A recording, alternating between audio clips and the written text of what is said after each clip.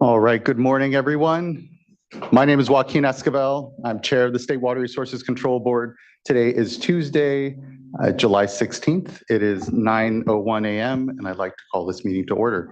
I'll begin by introducing my fellow board colleagues. Joining us shortly will be Vice Chair Doreen Diadamo. We're here joined as well by Board Member Nicole Morgan, Board Member Sean McGuire, and Board Member Laurel Firestone. We're also joined by Executive Director Eric Oppenheimer, our Chief Counsel Michael Loffer, our two Chief Deputies, Jonathan Bishop and Karen Mogus. Our Clerk of the Board is Courtney Tyler, and assisting her today is Meredith Thompson. As you can see, this is a hybrid meeting. So those of you joining us virtually are either watching us through our customary webcast on YouTube Live or the Cal EPA website. But if you intend on commenting on any of today's items, you need to be on the Zoom platform. There are instructions at the top of today's agenda, a link, and a form to fill out to be able to get onto the platform. But if you're having any challenges, please do just email the clerk of the board at board.clerk@waterboards.ca.gov, and she can help get you on the platform. Once you are on the platform, your camera will be off, you'll be on mute until it's your turn to speak on the item you've indicated. For everyone here in the room, good morning, good to see you all. We're here in the California Environmental Protection Agency building in Sacramento. A few announcements for us as well. Please do observe any exits here. If there happen to be an emergency, we'll calmly file out to Cesar Chavez Plaza and await any further instruction. Also, if you intend on commenting on any of today's items, there is a QR code at the side of the room. There's also a laptop in order to sign up. Once you come up to the mic, please do introduce yourself, any affiliation you have. And also importantly, please do silence your phones so that we have an uninterrupted meeting today. This morning, actually, we're beginning our meeting with two presentations of Superior Accomplishment Awards, and would like to call up Veronica Farwell in order to present those.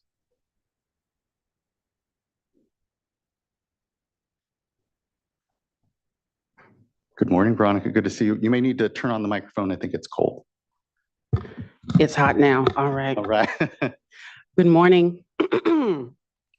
Today, I am honored to present an award to an outstanding group of individuals who have significantly contributed to advancing racial equity within the water boards. Good morning. My name is Veronica Farwell, and I am the Workplace Equity and Inclusion Advisor here at the water boards in the Office of Public Participation. Racial equity is a priority for the water boards. Our mission is to ensure that race no longer predicts access to or the quality of water resources, nor does it predict professional outcomes for our employees. In November 2021, the State Water Board adopted a racial equity resolution, followed by the presentation of a racial equity action plan in January 2023. To fulfill the commitments outlined in these resolutions, we must embed racial equity into our organizational culture, operations, and decision-making processes. I feel like I'm going in and out. There we go. An essential component of this effort is providing a racial equity training to our staff. Can you hear me? Okay. The Racial Equity Trainer Cohort Program was established to train and certify staff to deliver the Advancing Racial Equity at the Water Boards course. In 2022, 10 dedicated staff members from various regions, divisions, and offices were certified as trainers for this crucial program.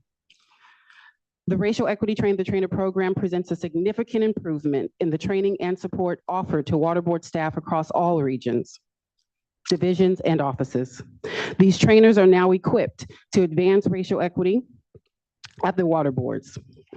Pardon, I lost my space. And the commitment to racial equity internally and externally.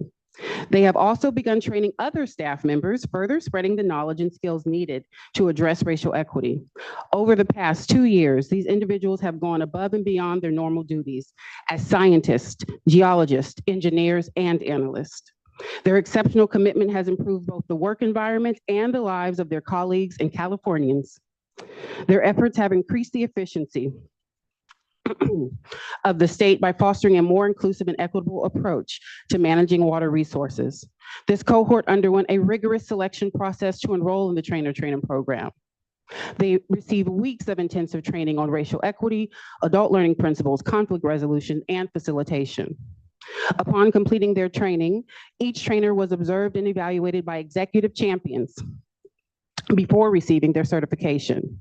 Since then, each trainer has delivered the training at least once and some even, 2 or 3 times, continuously improving the program for their respective regions, divisions, and the entire water board workforce. We have trained to this date more than 700 folks at the water boards. The achievements of this cohort are clearly above the normal requirements of their positions. None of these individuals were specifically hired to perform this function, yet they rose to the challenge and excelled. They drew on their lived experiences, values, goals, and optimism to contribute to a more equitable, just, and inclusive workplace and environment. Over the past 2 years, each of these employees has dedicated personal effort beyond what is typically expected. Their commitments to this training, delivery, and certification process is exceptional. The emotional intelligence, personal dedication required to work on racial equity, change viewpoints, resolve conflicts, facilitate discussions, and hold difficult conversations are extraordinary and commendable. The Advancing Racial Equity at the Water Board's training program is the first of its kind within the Cali PA Board, departments and offices. The thoughtful care and innovation demonstrated by the trainer cohort have been instrumental in setting a precedent and leading transformative change in our workforce programs.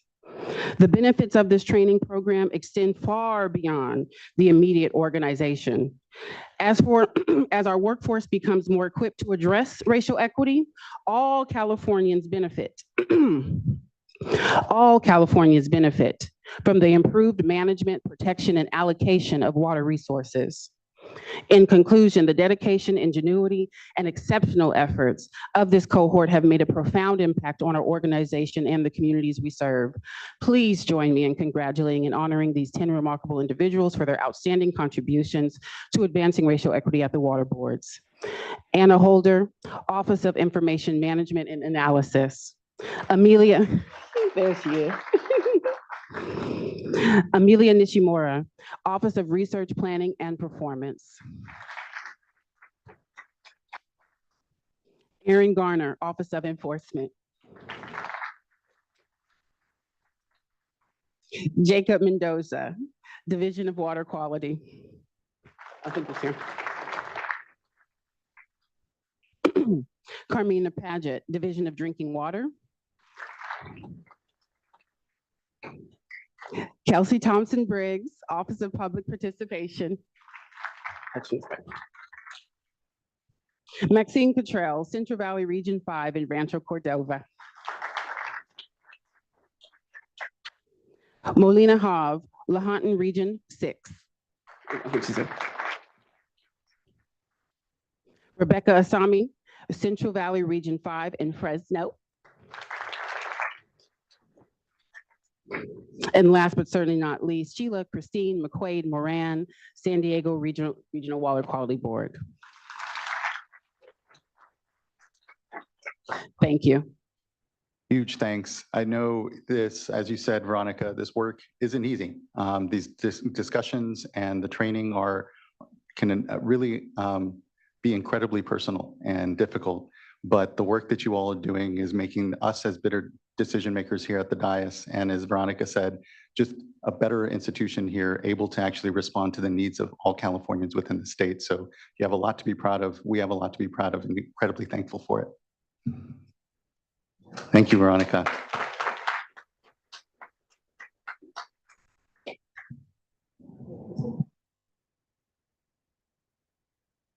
All right, I'm here for Amy, I think the mic is cold there. Okay. Great. Thank you. So I'm here for the second half of our 2 awards.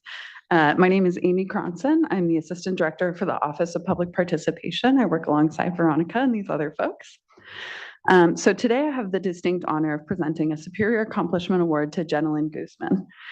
Jenilyn's dedication and exceptional contributions have significantly advanced our organization's commitment to racial equity and environmental justice across California.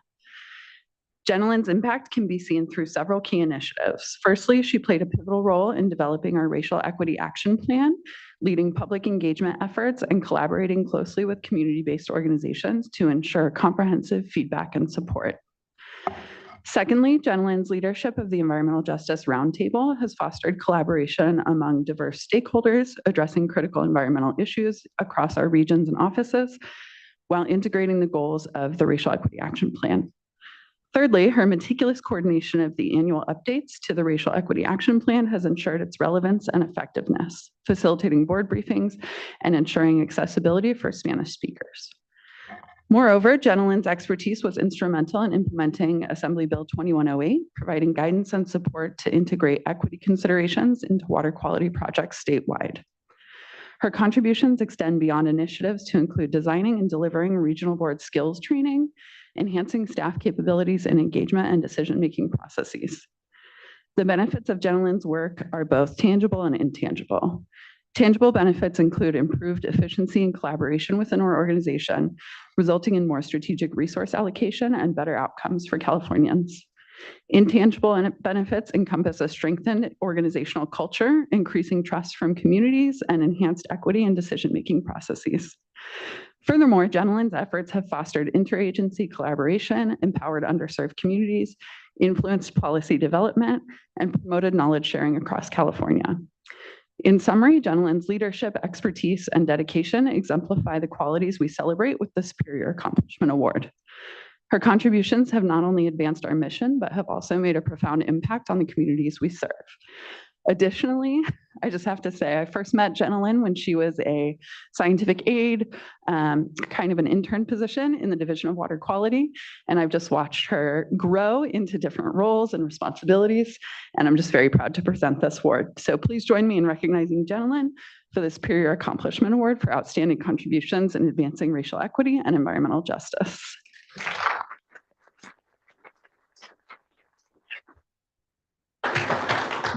Thank you, Amy, so much for elevating Jenilyn, and Veronica as well for elevating the team. Again, as Veronica had said, this is cutting edge work. And so the tools that you developed, the professional landscape that you contributed to is one that isn't just taken up off a shelf somewhere.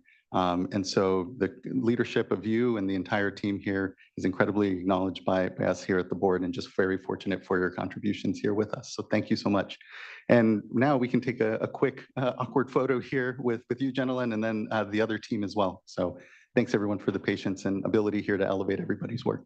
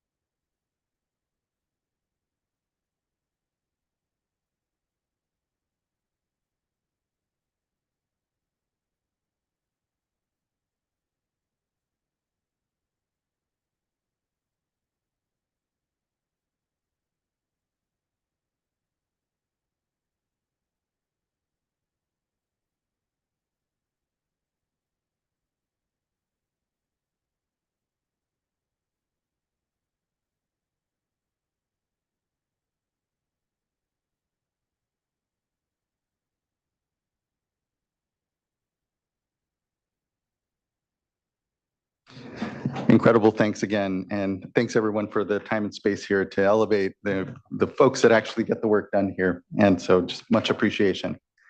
All right, with those two awards presented, we can now move on to public forum. And I believe we have about 2 public forum commenters. The first will be Mary Wood, followed by Kevin O'Brien.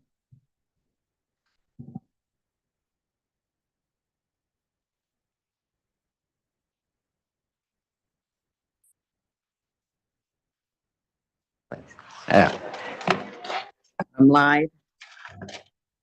Good morning, Chair Esquivel and esteemed Water Board members.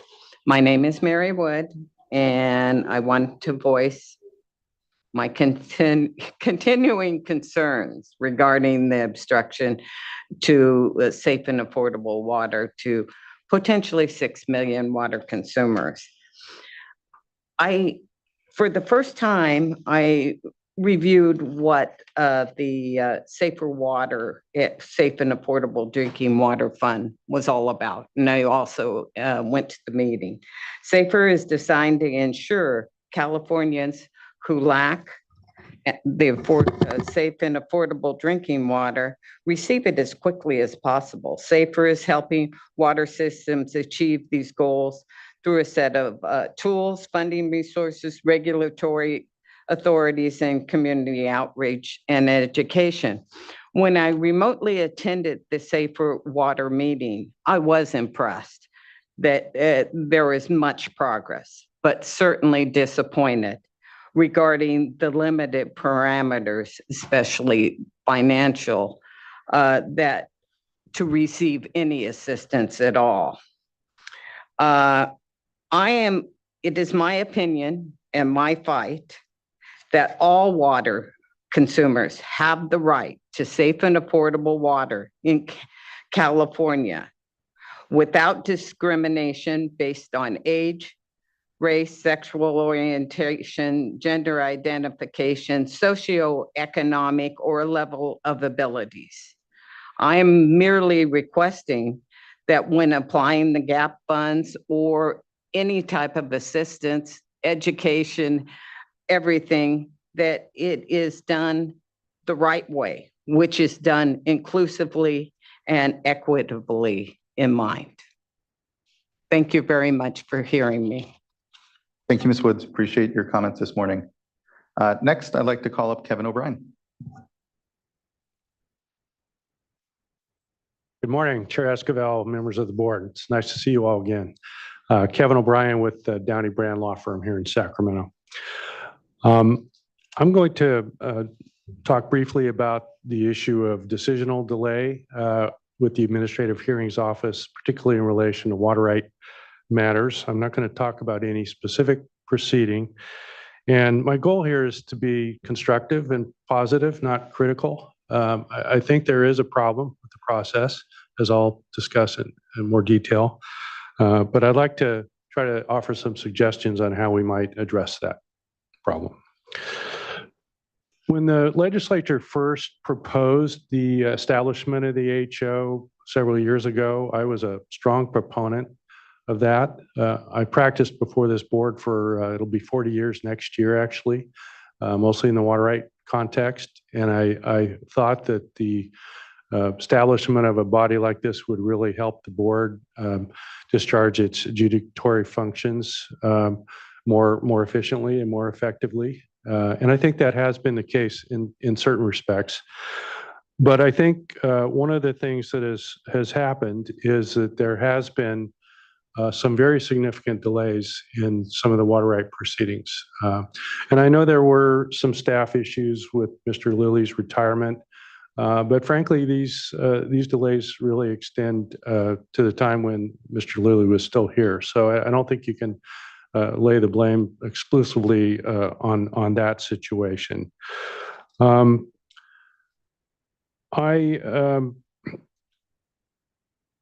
I'm aware of at least two major water right proceedings in the San Joaquin Valley that have experienced very significant delays. And it brings to mind the fact that this board has appropriately said it's going to be very diligent in its discharge of its responsibilities under the Sustainable Groundwater Management Act.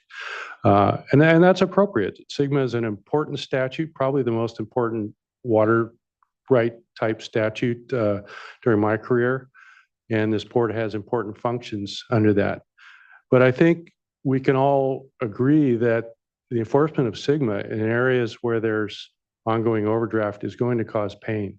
It's going to cause agricultural land to go out of production. It's going to cause loss of jobs.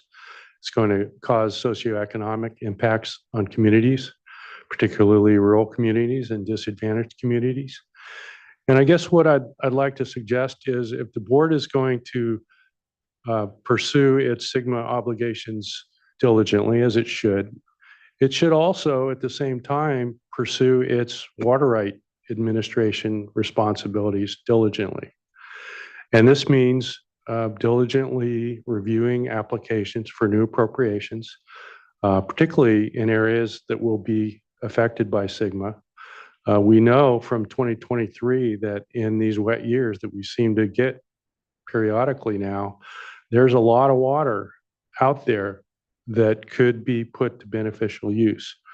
But we need water rights and we need infrastructure. And you're not going to get infrastructure until you have water rights. And so my request, well, let me pose a question. What am I asking the board to do here? First of all, I recognize that AHO proceedings in the water right context are complex, sometimes extraordinarily complex. And there are typically a lot of technical testimony, difficult legal and factual issues. It's not an easy function. But by the same token, trial judges in California deal with complex issues every day, whether it's in environmental law or criminal law or corporate law or tort law. If you talk to a trial judge in California, they are handling very complex matters. And under the California Constitution, they're required to issue decisions within 90 days of submission. That's not always easy. But if they don't issue their decisions on that timely basis, they don't get their paychecks. Now, I'm not suggesting, I don't think the board has the authority to withhold paychecks. I'm not suggesting that. But I am suggesting that some statement of policy by this board would be helpful. And I think there should be some flexibility. There certainly are situations in these proceedings where a matter is submitted and then new issues come up. Maybe there's even a need to reopen an evidentiary record. And I think there should be flexibility there. But fundamentally, I think it's important for this board to make the statement to the HO that we take timeliness very seriously, and that the real lives are involved in these decisions, and that we as a board, as a matter of policy, are going to insist that these decisions be made timely. I'd be happy to work with your staff to try to develop a policy statement in that regard, and I'm happy to answer any questions you might have. I appreciate the comments, Mr. O'Brien, and your support of the AHO. As you know, I agree. It has actually really helped the board here. We're not going to have too much of a back and forth, given that it's public forum here. But I appreciate your ideas and your offer here. I would just kind of elevate as well that part of the challenge is resources, right? And although these are quasi-adjudicatory proceedings, we have a lot of different requirements than a regular court, including protests from other water right holders within any application or process. And so there's a lot more involved, certainly, as you well know, that has to unfold before a water rights proceeding at the AHO. But appreciate your offer for some thoughts. So I welcome if you have anything written that you would want to share with myself or the board, and appreciate the flag and concern that items are taking too long before the AHO. It's a lot that we have on the AHO's deck, including things that aren't within statute but have been referred to the AHO by the board currently. So again, appreciate the concerns and hear the offer ultimately to help make the process better. Thank you. I will follow up. Thank you. Appreciate it, Mr. O'Brien. Okay, I believe that is our last public forum commenter, and appreciate both Ms. Wood and Mr. O'Brien for here addressing the board on issues that they feel are important and pressing, and always appreciate everyone's here comments before the board, criticism or otherwise. Okay, that now brings us into our first item of board business, which is consideration of the July 2nd and 3rd board meeting minutes. Looking to my fellow board colleagues if there are any adjustments or amendments, comment, or otherwise a motion. Move adoption of the July 2nd, 3rd board meeting minutes. Second. Thank you. Ms. Tyler, can you please call a roll call vote? Vice Chair Diadamo, Aye. Board Member Morgan, Aye. Board Member McGuire, Aye. Board Member Firestone, Aye. and Chair Esquivel. Aye. Thank you. Thank you as well. The item carries. Board meeting minutes are adopted. Next, we have a tranche of uncontested items, items number 2 through 4. I won't name them off individually, but we'll just take a moment to acknowledge the great work each one constitutes. I'm thinking here of item number 4, the drinking water well testing program, also our wastewater operator certification program, and item number 3. Appreciate the work group there. Looking to the clerk if there's any folks that have wanted to comment on this item. Looking to the board, if anyone would like to pull any of these items off of the uncontested list, and if not, be ready for a motion.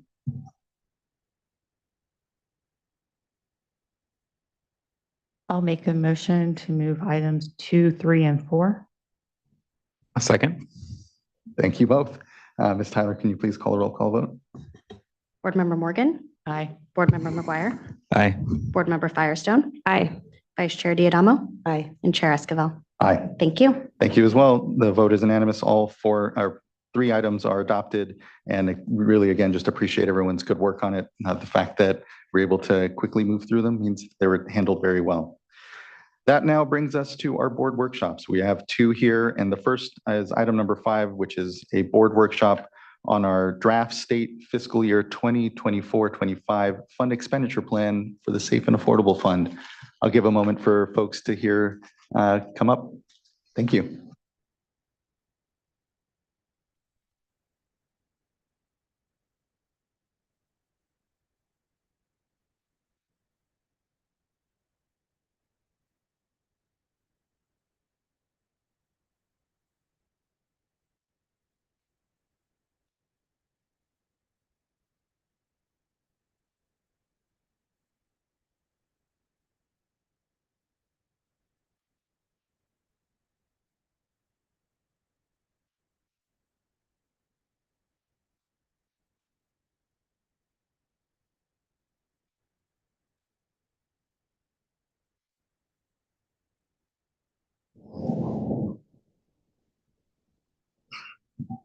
Morning.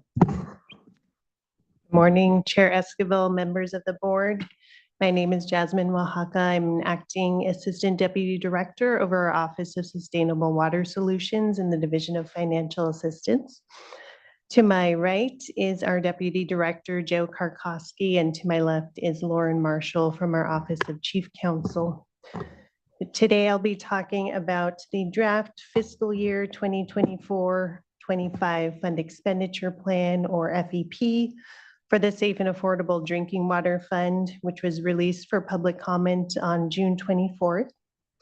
And before I get started, I did want to acknowledge and thank my colleagues who have done an incredible amount of work on this program the last couple of years, from our Division of Financial Assistance, Division of Drinking Water, Office of Public Participation, and Office of Chief Counsel. Next, please. So first, I wanted to refresh everyone's memory about what funding sources we are talking about when we refer to the Safe and Affordable Funding for Equity and Resilience Drinking Water Fund, or SAFER program. The SAFER program includes all funding sources that the State Water Board administers that can fund drinking water projects. And these range from capital planning and construction projects to non-capital projects such as interim water supplies, emergency repairs, technical assistance, administrators, and operation and maintenance, or O&M funding. The SAFER program's array of funding sources includes various general fund appropriations for drinking water infrastructure, addressing per and polyfluoroalkyl substances, or PFAS, and other urgent drinking water needs. And then highlighted at the top specifically is the Safe and Affordable Drinking Water Fund, which is the focus of our fund expenditure plan. The SAFER program also includes drinking water bonds like Prop 1, 68, and 84 from past years, and portions of the Drinking Water State Revolving Fund, or Drinking Water SRF, principal forgiveness, and funding pots for emerging contaminants. You'll be hearing more specifically about the Drinking Water SRF intended use plan later today, but this is how that particular funding source fits into the broader SAFER program. Next, please. We will start by looking back on progress made this past fiscal year, as well as some trends over previous years since the program began in 2019. Next. So talking specifically about the Safe and Affordable Drinking Water Fund, this chart shows a breakdown of fiscal year 2023-24 committed expenditures by solution type. And this is only through the end of March. The black text is what we committed this fiscal year, and the grayed out text in parentheses is what was targeted in last year's FEP. So key highlights going clockwise are that for interim water supplies and emergencies, the largest investments included a new countywide program for Butte County, amendments to existing regional bottled water and hauled water programs in the Central Valley, and also amendments to our statewide bottled water for schools program. For technical assistance, there were 2 amendments made to existing TA master agreements to continue those services. For administrators, $9 million was added to one of our master agreements to assist an estimated 5 or so additional water systems. For construction, 6 construction projects were funded through the Safe and Affordable Drinking Water Fund for a total of $10.5 million. And then for direct O&M support, we had 1 project committed to support daily operation costs for one of the systems with an appointed administrator. And then 2 other direct O&M projects had funding committed to assist the Rio Bravo Greeley Union School District and the El Porvenir water system. And lastly, actual staff costs for both administrative and implementation tasks associated with the requirements of SB 200 were close to what was initially estimated. Next. This slide shows a map of active funding projects as part of the broader SAFER program on the left. Locations are color-coded to indicate which systems receiving assistance are categorized as failing or at risk. And then the right side of the slide looks at broader funding trends for the past 4 fiscal years for the program. In the middle is a bar chart that shows the number of systems funded by solution type, interim, planning and technical assistance, and construction. And so in fiscal year 2023-24, most of the systems funded were for planning or technical assistance for an overall total of almost 200 systems funded. And then on the far right is a bar chart of total funding provided by solution type. Again, looking at fiscal year 2023-24, we see a majority of dollars going towards construction projects for an overall total of $210 million. So as you can see, over the past 4 fiscal years, the number of systems funded and dollars provided have been generally increasing, and we will update this slide when we come back next month through June. Next, please. Looking in a little more detail cumulatively, this slide shows broader SAFER program performance since 2019. We have provided interim solutions to 290 communities and 4,600 households, technical assistance for 490 communities. 92 of these are for planning via technical assistance. We have executed or completed planning projects for 60 communities and completed construction projects for 190 communities.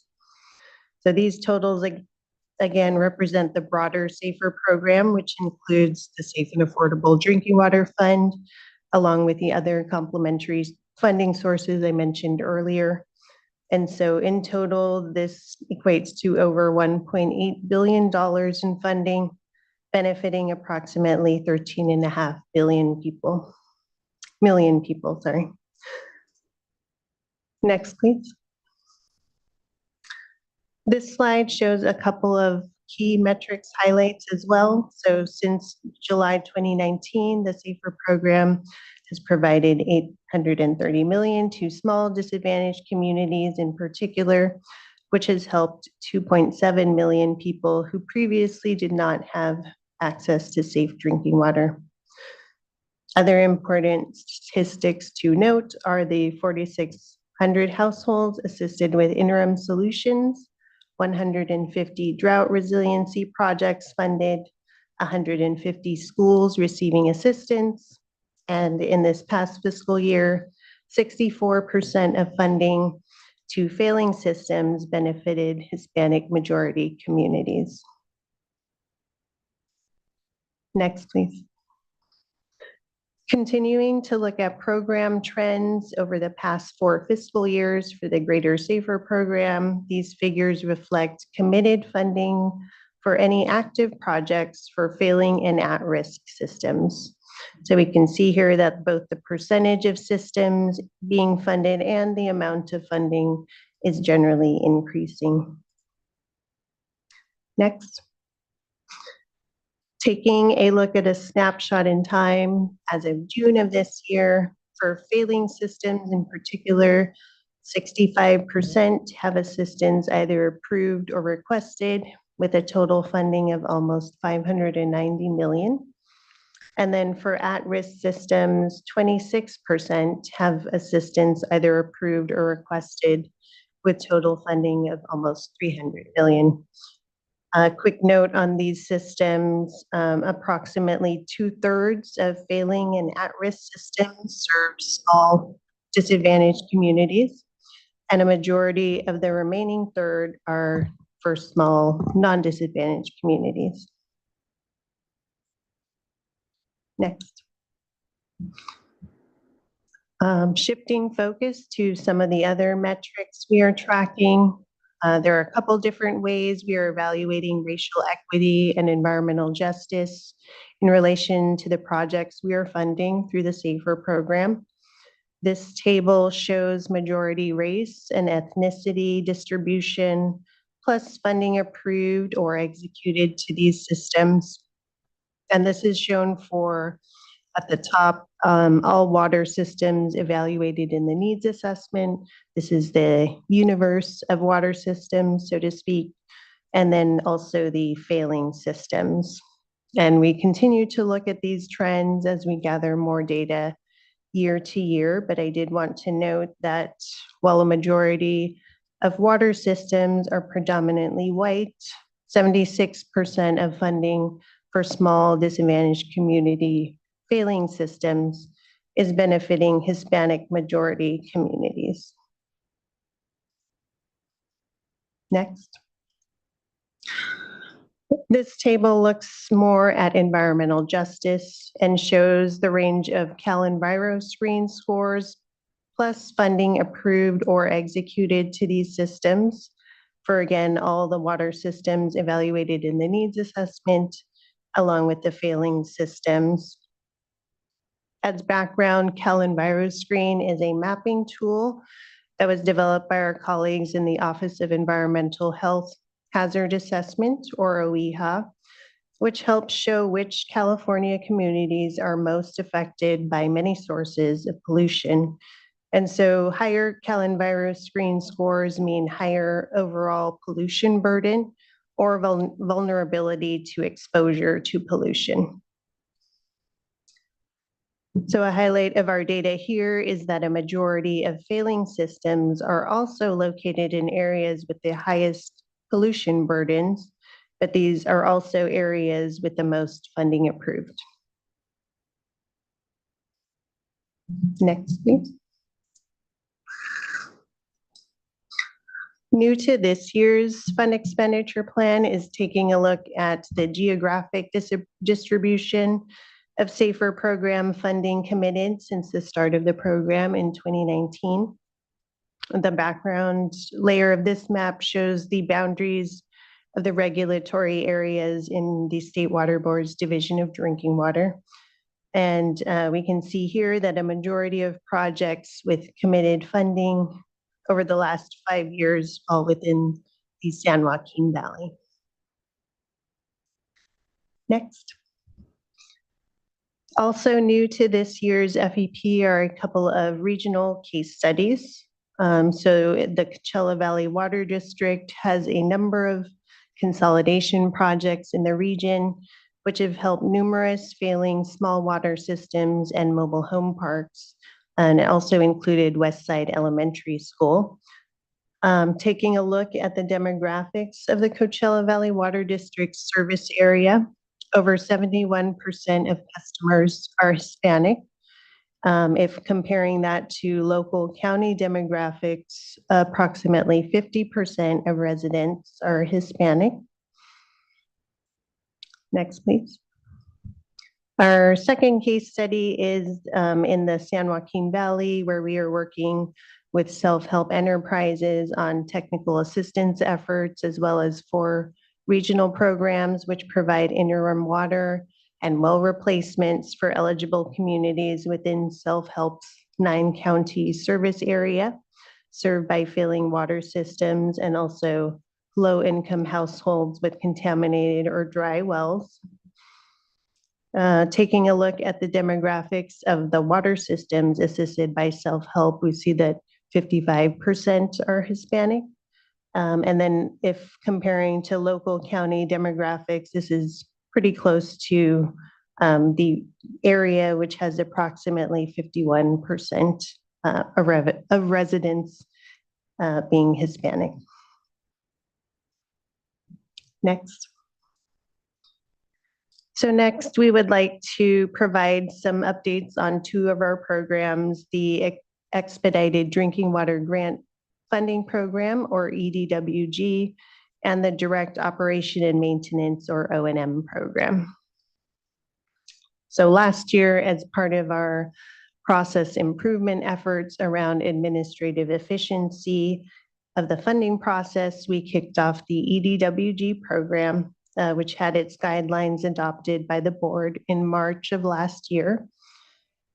Under the EDWG program, certain eligible construction projects may be funded through this process, which has a more streamlined application compared to the traditional drinking water SRF application. The EDWG uses state funds, allows some documents to be reviewed and approved later in the process, and aims to have agreements executed within 4 to 6 months of the preliminary award letter. Eligible applicants include community water systems owned by public agencies, public utilities, and K-12 public school water systems. And then eligible projects include construction projects that are eligible per the drinking water SRF policy and intended use plan, with a focus on small communities. And then projects should address high priority public health or water supply issues, category A through C, or enable consolidation with a maximum of $15 million per project. Next. This slide shows the progress of the EDWG program through June 30th. So out of 55 total projects evaluated, 37 systems were provided preliminary award letters across 3 rounds of the program. We have 24 projects that were referred back to the traditional drinking water SRF process for various reasons, including no longer being eligible or not making the deadlines to provide requested documents. We have executed 15 agreements so far, with another 16 pending, which should be executed sometime this fall.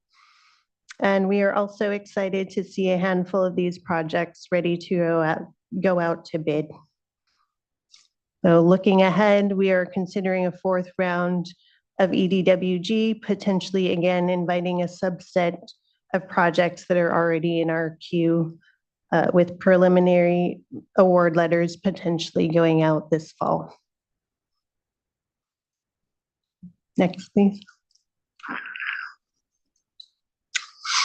In last year's FEP, we also included funding guidelines for the direct O&M funding.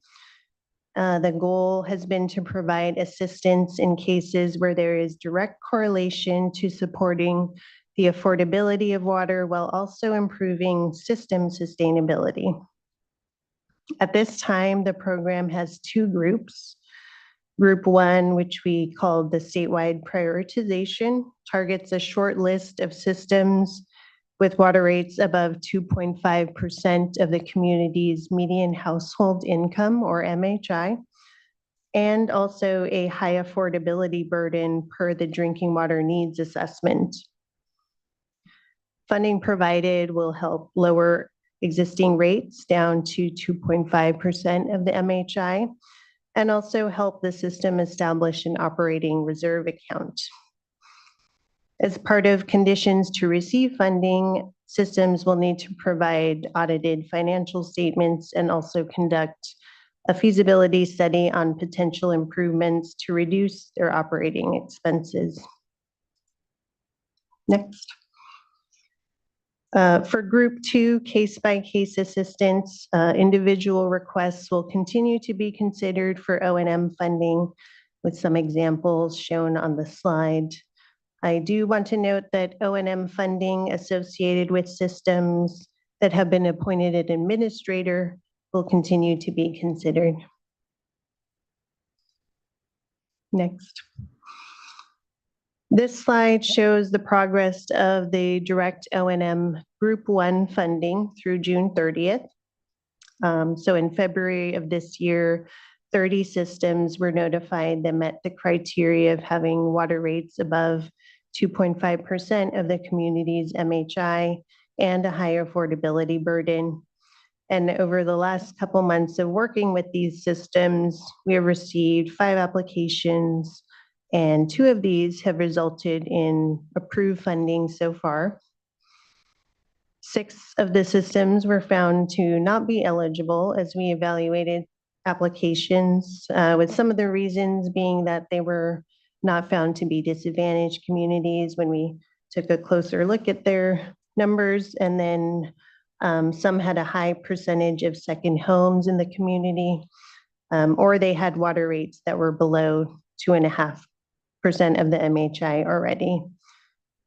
6 systems indicated that they were not interested, mostly because they were going through a Prop 218 rate setting process or were already in a process of consolidating. So looking ahead for this program, we'll likely continue to work through the list of systems with the high water rates and high affordability burdens. And then again, we will continue to accept requests in that Group 2 case-by-case category.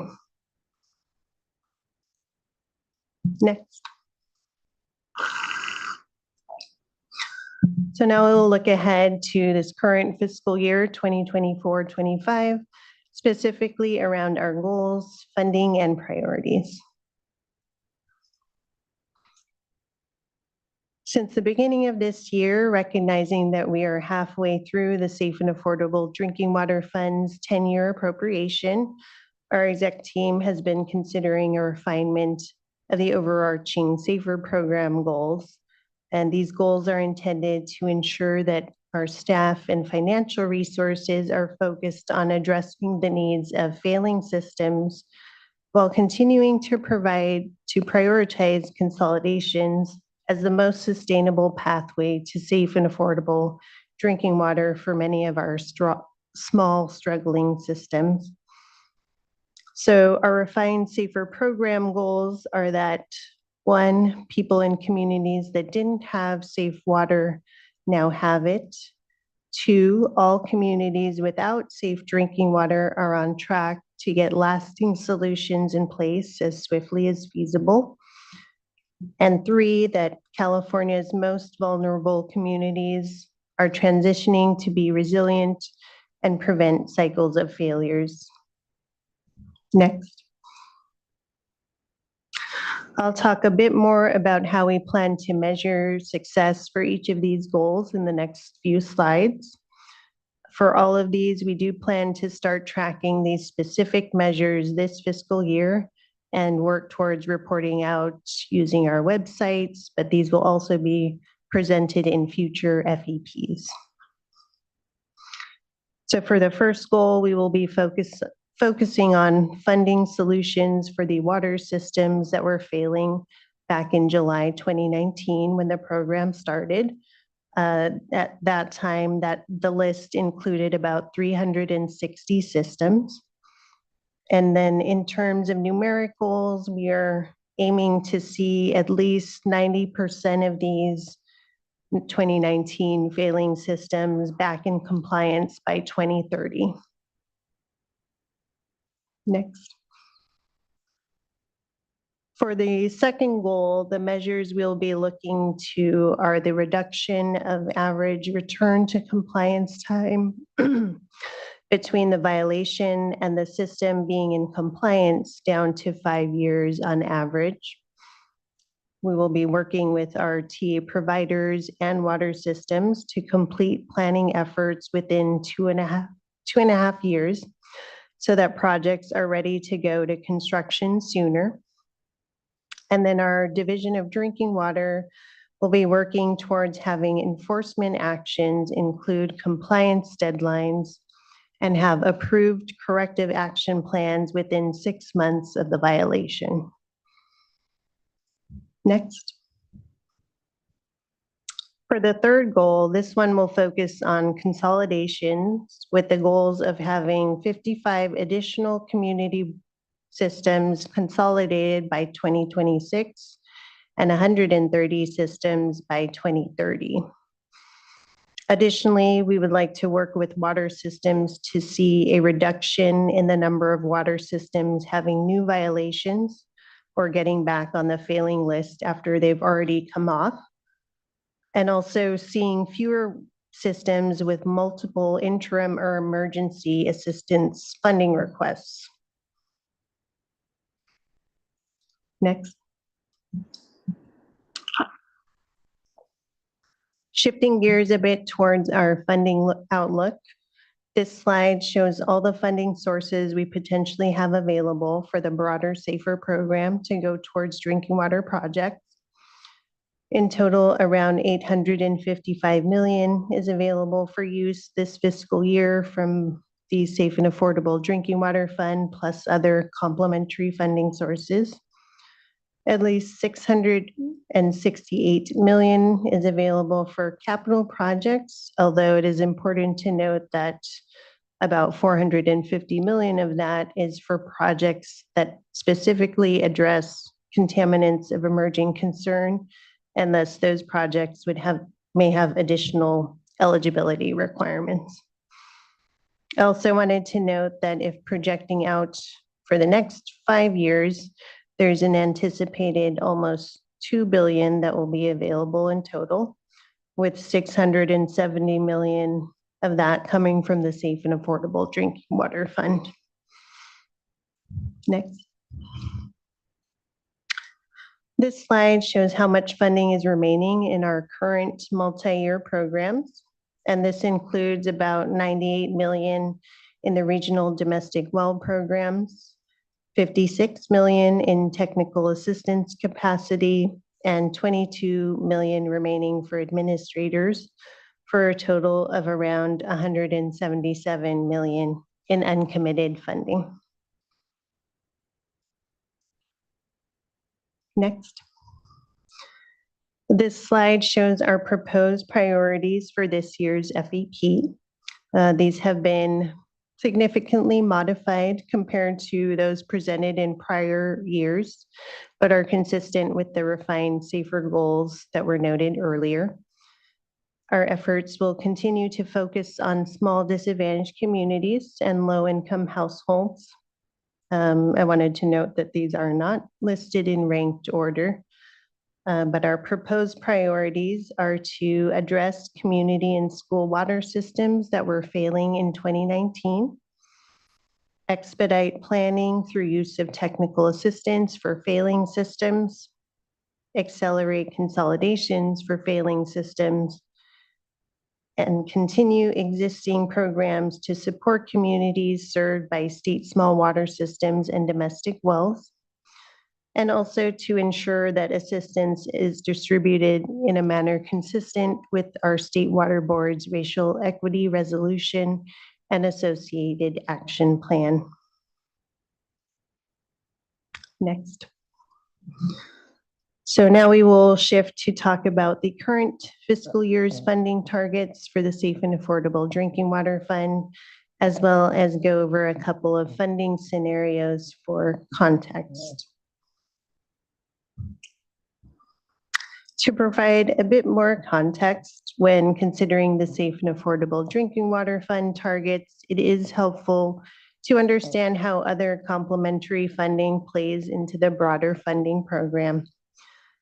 So for interim supplies, there has been 110 million from the California Emergency Relief Fund that has been used towards our existing hauled water and well repair replacement programs, primarily for domestic well owners. And then another separate budget augmentation provided 14 million to support domestic wells impacted by flooding in the San Joaquin Valley. For technical assistance, some of the 2021 general fund appropriation for drinking water infrastructure was used to supplement existing TA master agreements, which, as shown a couple of slides back, we still have capacity to take on new work plans.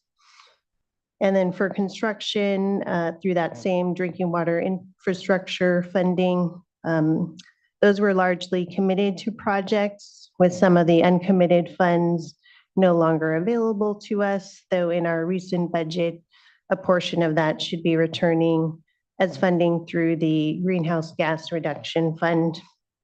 And then there are also recent federal grants for emerging contaminants that can be used towards eligible construction projects. Next. This slide shows our proposed funding targets for this year's Safe and Affordable Drinking Water Fund's appropriation of 130 million.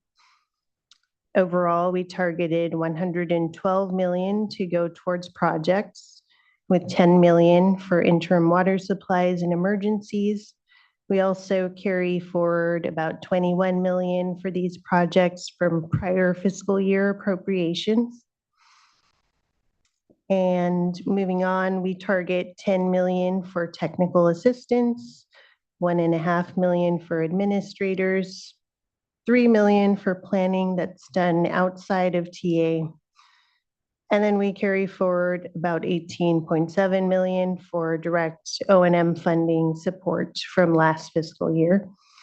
And then we have 87 million for construction, with 19.5 million also carried over from prior fiscal years. And then lastly, we have an estimated 16.2 million for staff costs. Next. To provide some additional context for the proposed targets this year, I do want to note solutions will continue to be focused on the small DACs and low-income households. And then a relatively small amount of 3 million is targeted for planning outside of technical assistance. For the 88 million proposed for construction, this is mostly due to a reduction of other funding sources anticipated to be available, and then also aligning with our renewed focus on addressing failing systems and consolidations. We are targeting a higher amount from the Safe and Affordable Drinking Water Fund for construction compared to past fiscal years. So this proposed amount can assist with new agreements and then also anticipated amendments for projects addressing failing systems and consolidations.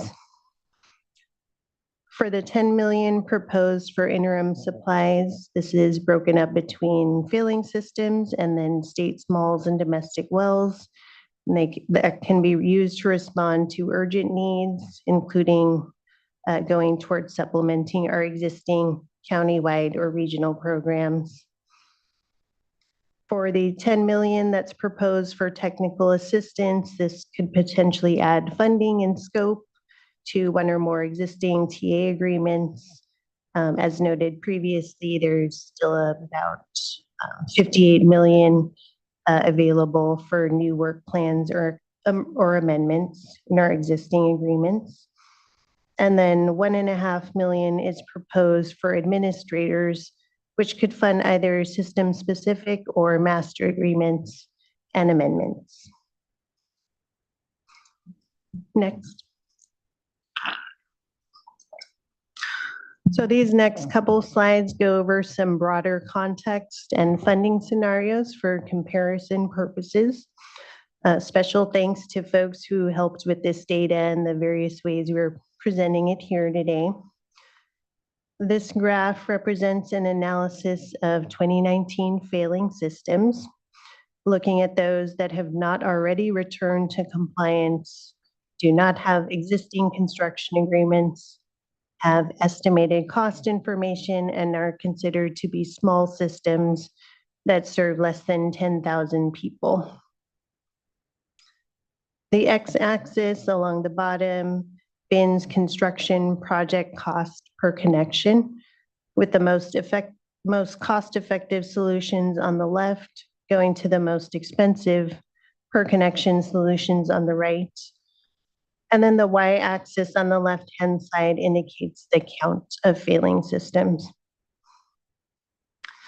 So the graph shows that if we focused on the most cost-effective solutions that are less than 60,000 per connection in dark blue, that would be the most impactful, assisting almost 100 systems or almost 88,000 people for under $300 million. We also see that as costs per connection go up, the number of systems and population assisted goes down significantly. Next.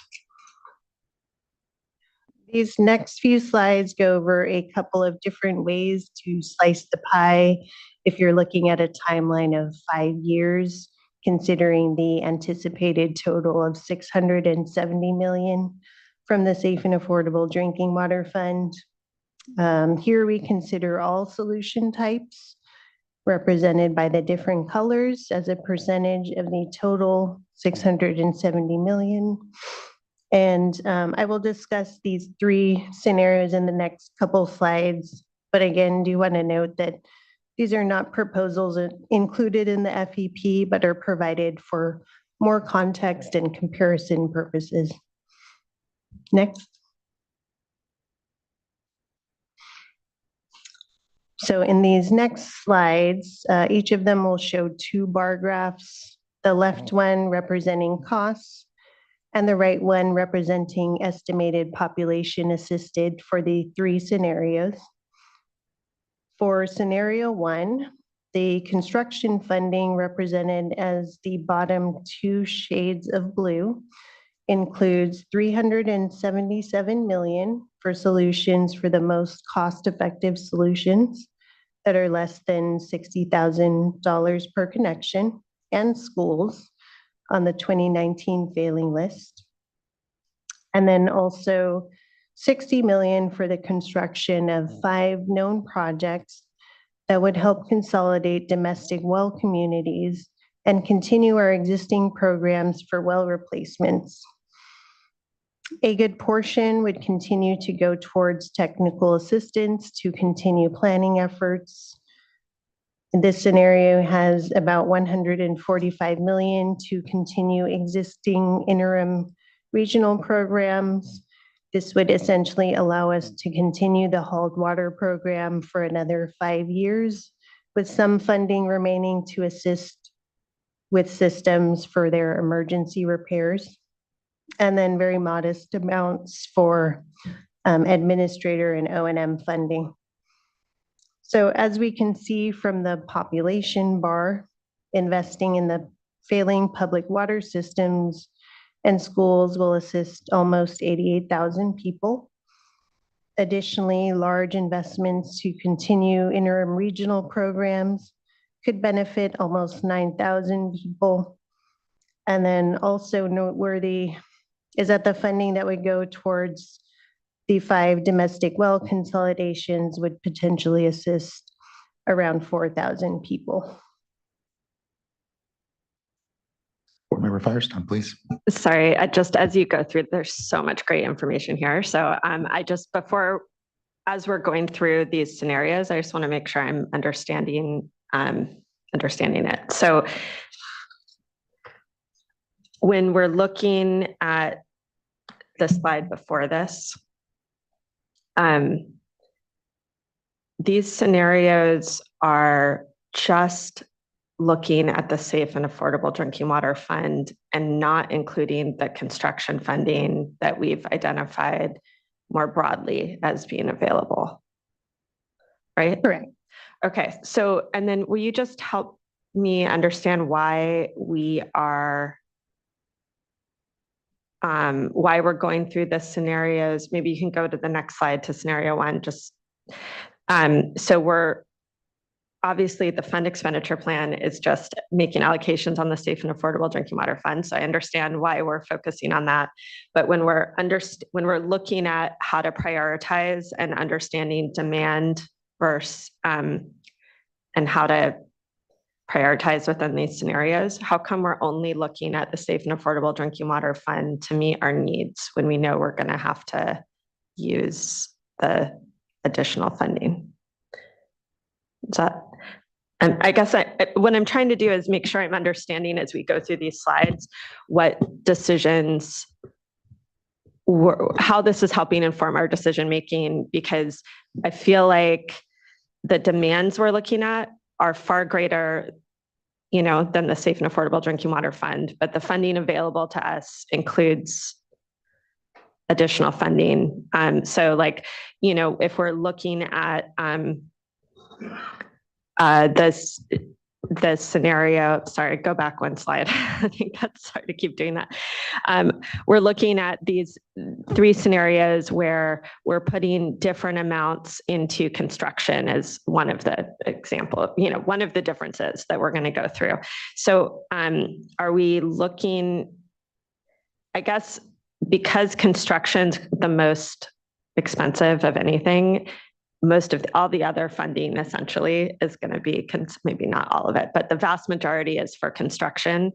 So I guess I'm trying to figure out how to think about or understand the scenarios we're going to look at in the context of there is some amount of additional construction funding to fund construction. So it's nice to kind of get a bigger picture of all the funding available versus the demands, rather than just the Safe and Affordable Drinking Water Fund for meeting all the needs we've identified. But there may be a reason why we're looking at these scenarios without that. So just help me, as we're going into it, help me understand that.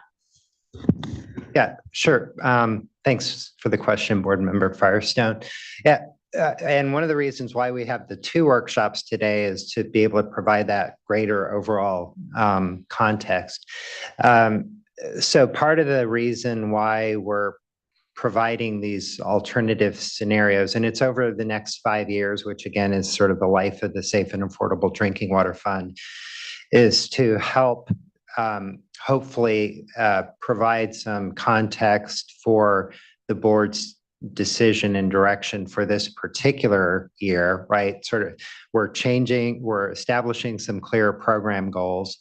So we're trying to think of, well, how can we best think about how those goals might influence not just the spending for this year, but over time, over the 5 years.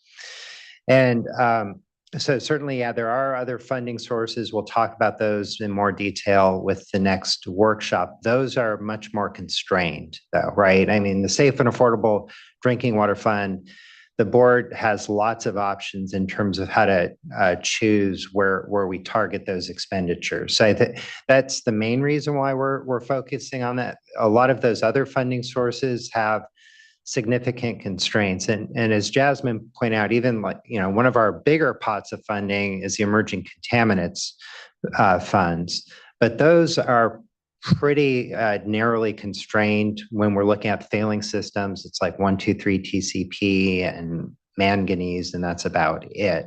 We'll probably make most of those investments into PFAS, which right now there are no failing systems associated with PFAS. So yeah, it's challenging to kind of keep all of this sort of in your head at the same time and think through, well, what are the policy implications? But the main thing we're trying to do as we go through these scenarios is look at, as the board might shift focus in how we spend this particular fund over time, what might that mean in terms of the benefits of those investments? And again, understanding that for the most part, the construction funds, we do have some other funding sources, and Mike Downing will talk about that in more detail. They are more challenging to apply in a lot of cases because they're federal funds. So it's basically looking at, okay, if we really lean into those goals that we've stated, which are primarily construction related goals, right? It's like putting in a project to address the failing systems, or putting in a project to address consolidation, or even the investments in planning, right? So what does that mean to really lean into that? And what are those trade-offs? So I don't know if that helps. That's kind of what we're trying to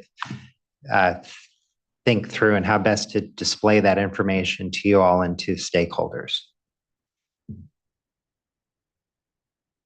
Yeah, I guess, sorry, and I'm interested in other board members' questions. I'm sure I'll have more as we go, but just, so maybe I'm wrong. I just want to make sure as you're going through this, I'm understanding. It seems like the difference between the scenarios you're going to walk us through is somewhat this question of putting funding towards the handful of projects that have really high connection costs is one big difference, I think. And then obviously there's these other, non-construction funding that are big differences. So I guess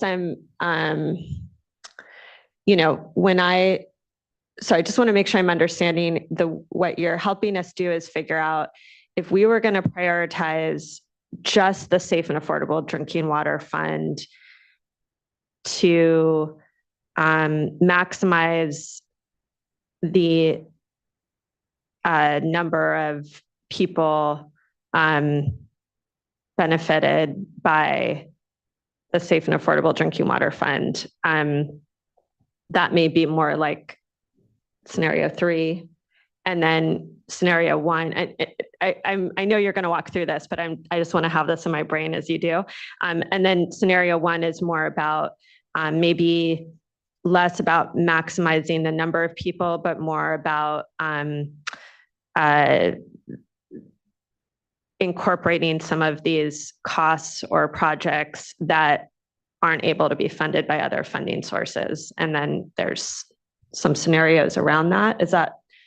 How would you correct that or? Yeah, so scenario 1 really focuses on those more cost-effective solutions. So under 60,000 per connection estimated, plus the schools on the 2019 failing list.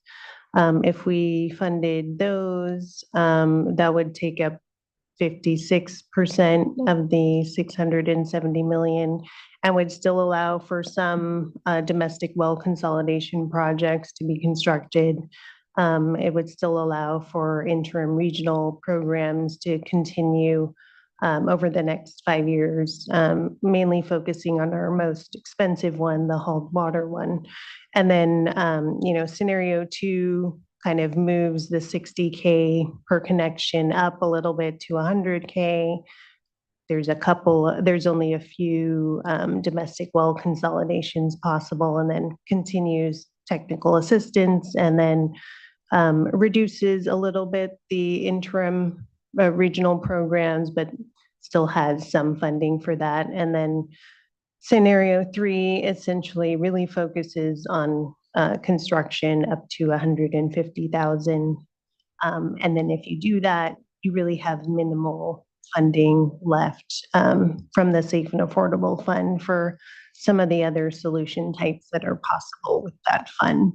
Okay, so this is helping us think about the next 5 years and how we might change now. And then I guess as you go through it though, some of these, a question I would have that maybe for future discussions is just,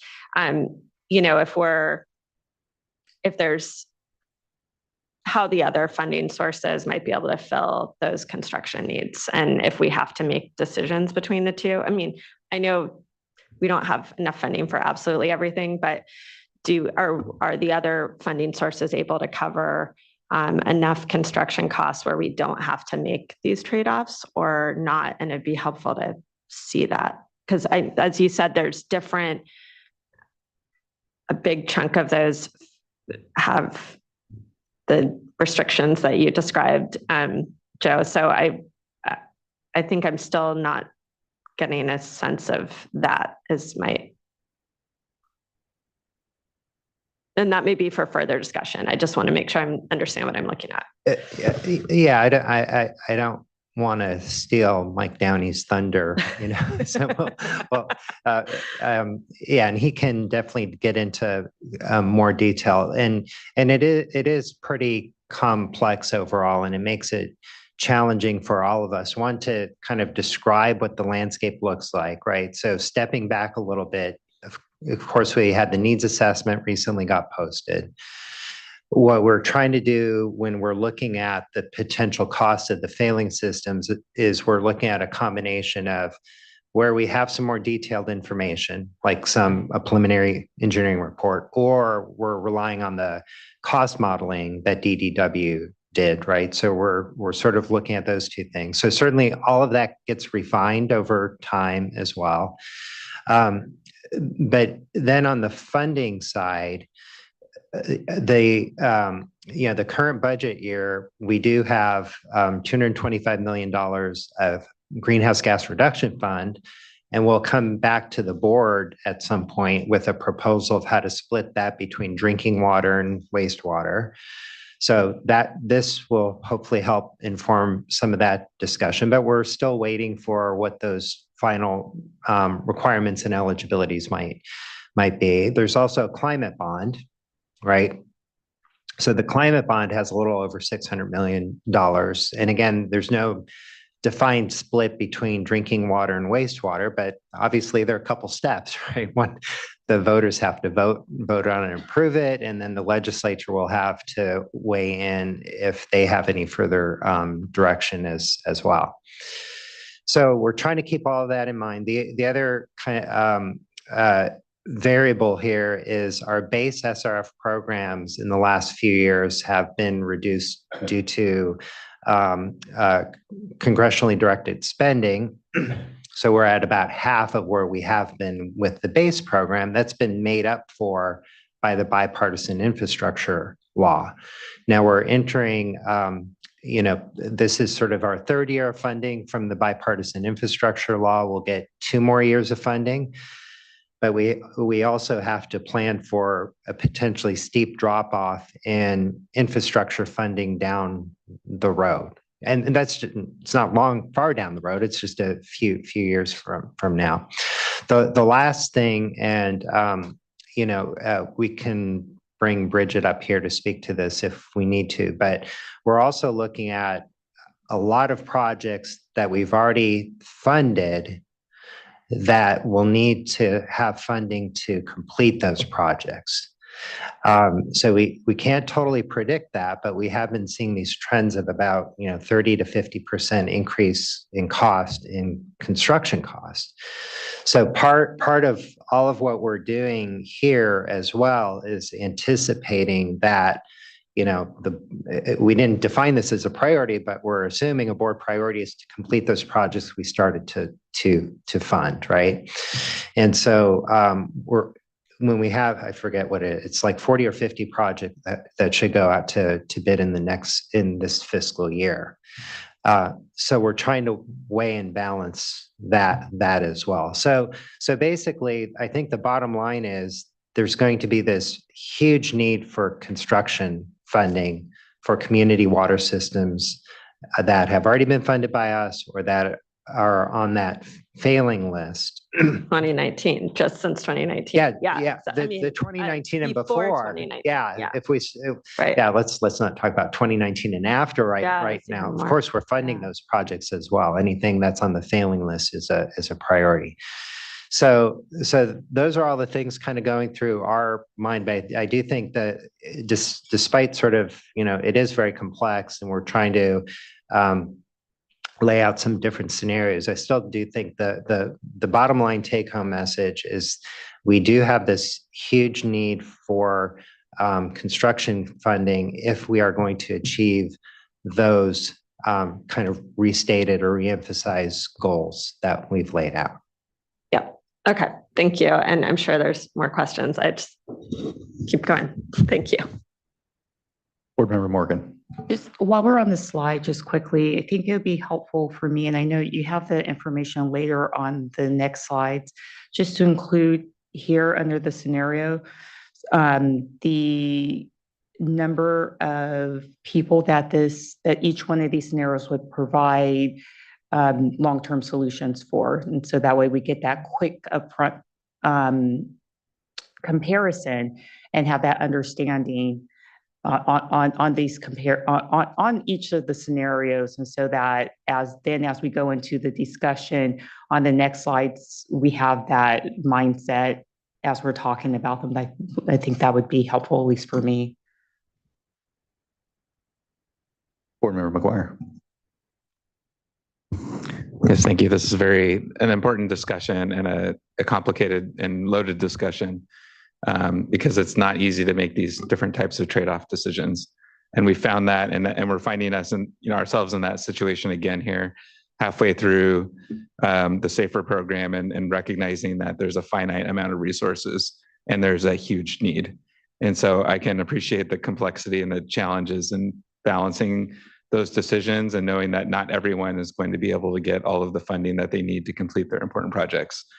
It's hard to figure this out, and there's not a clear option. And probably the answer is not any of these three scenarios. It's probably something else that we haven't identified yet. And so my question is just really a high level one, which is, what are you expecting as an outcome of this workshop and through the fund expenditure plan? Because we are at the halfway point. I appreciate the look at the next 5 years, but this is an annual plan, right? So don't we come back every year and update the plan with the current information and make another funding decision based on those circumstances? Or are you asking for sort of a roadmap for the next 5 years that we're going to commit to at this point? I just think everyone should kind of be on the same page with what we're discussing and what decision points we're at. Yeah. Thanks for the question. A lot of what we're doing here is providing context. We're not necessarily asking for specific direction on future year funding. However, when the board makes a decision on the goals, that is guiding whatever we come back to you with in future years, right? So I think it's really important to see when we're making a current decision about goals, where that is likely to lead us over time, right? And of course, informs the current year decision as well. I appreciate that. I think it, and I agree. I think it's very good to have that discussion about the goals and what we really think we can and should be able to accomplish in the next 5 years. I think when we start drilling down into the specifics about maybe being able to fund this type of project or at this level of per connection costs or things like that, that's where it gets very difficult to parse out at this point. But thank you. Yeah, and I appreciate that we're not making a decision here on the way we're going for the next 5 years. But as we do, because we have a year-to-year process, consider the program, having this context is important because it's fundamental trade-offs here that we're talking about. Do we lean on the fund to mainly fund construction, or do we continue to do activities like replacing domestic wells, which, again, we can't do everything. And so I do appreciate the context that this is providing, even though, and I agree with Board Member Firestone, we do have other pots. And so seeing those as well and understanding to what extent some of these demands can be pivoted to those, I think will be important. And understanding though that this is our most flexible pot. This is the one that gets out and quickly to communities. Whereas, there are issues like Build America, Buy America, and some of the other provisions when it comes to the bipartisan infrastructure law and some of the federal programs that we oversee. But, without getting completely too into the weeds, it would be helpful to, at some point, to understand what percentage of some of these projects could be shifted over to those so that we have a better understanding of what the give and take is here. But at least when just talking about the Safe and Affordable Fund, this is helpful to at least, again, see bucketed out in broad terms without any decisions today, what we're talking about. So thanks for the work. Vice Chair. I'll just chime in now since we're on this topic and just say that I agree with everything that's been said and really appreciate, I know you've got some slides coming up that show population. I think for me, just wanting that flexibility to remain as much as possible because the authorities are quite broad, and trying to, looking at it from a population perspective is very helpful. But then there might be some of these pots where there's a pathway and it's, maybe more of a subjective analysis. The numbers may not necessarily play out in terms of population, but on O&M, where you have this sense that, there's a gap that can be filled in the interim that could lead to a solution that, based on your involvement in that specific case, it would make sense to go ahead and utilize that discretion. And so that's just an important area for me, wanting to make sure that that discretion, it's still going to exist, but once we make decisions and kind of get locked in, you may lose some of that flexibility. And I think that's an important piece. And then also, are there other factors other than population that could help us to assess in some of these other categories?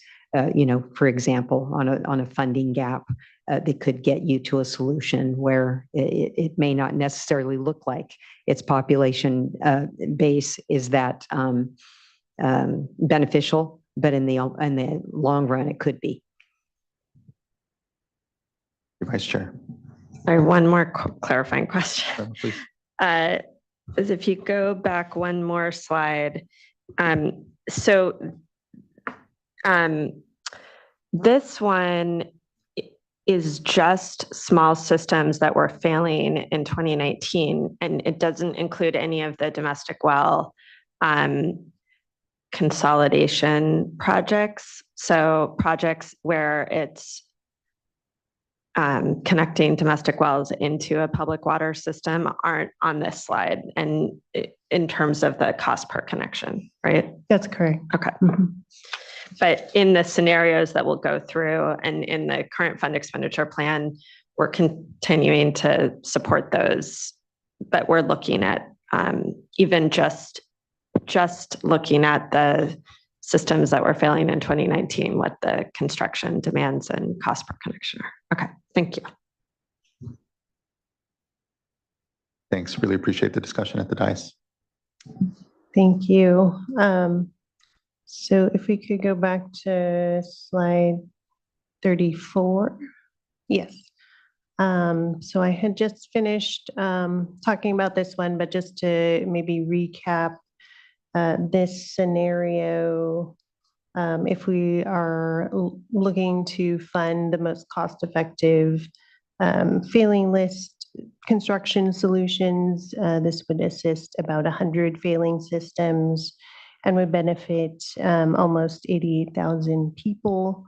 And then we would also be able to continue our interim regional programs in this scenario, which could potentially benefit almost 9,000 people. And then I did want to note that the scenario, we were looking at only funding 5 of the known domestic well consolidation projects, as well as some ongoing well replacement funding, and that would potentially assist around 4,000 people. Next, please. This slide further illustrates the impacts of prioritizing our funding in a scenario like scenario 1. When looking at the failing list systems for 2019 in particular, the map on the right, on the left, sorry, has red dots representing those 2019 failing systems that have not yet returned to compliance. And if we use a funding approach like scenario 1, considering the most cost-effective projects, that would mean that about 100 of the systems would turn green, which means that those communities totaling about 90,000 people could have safe drinking water in this scenario.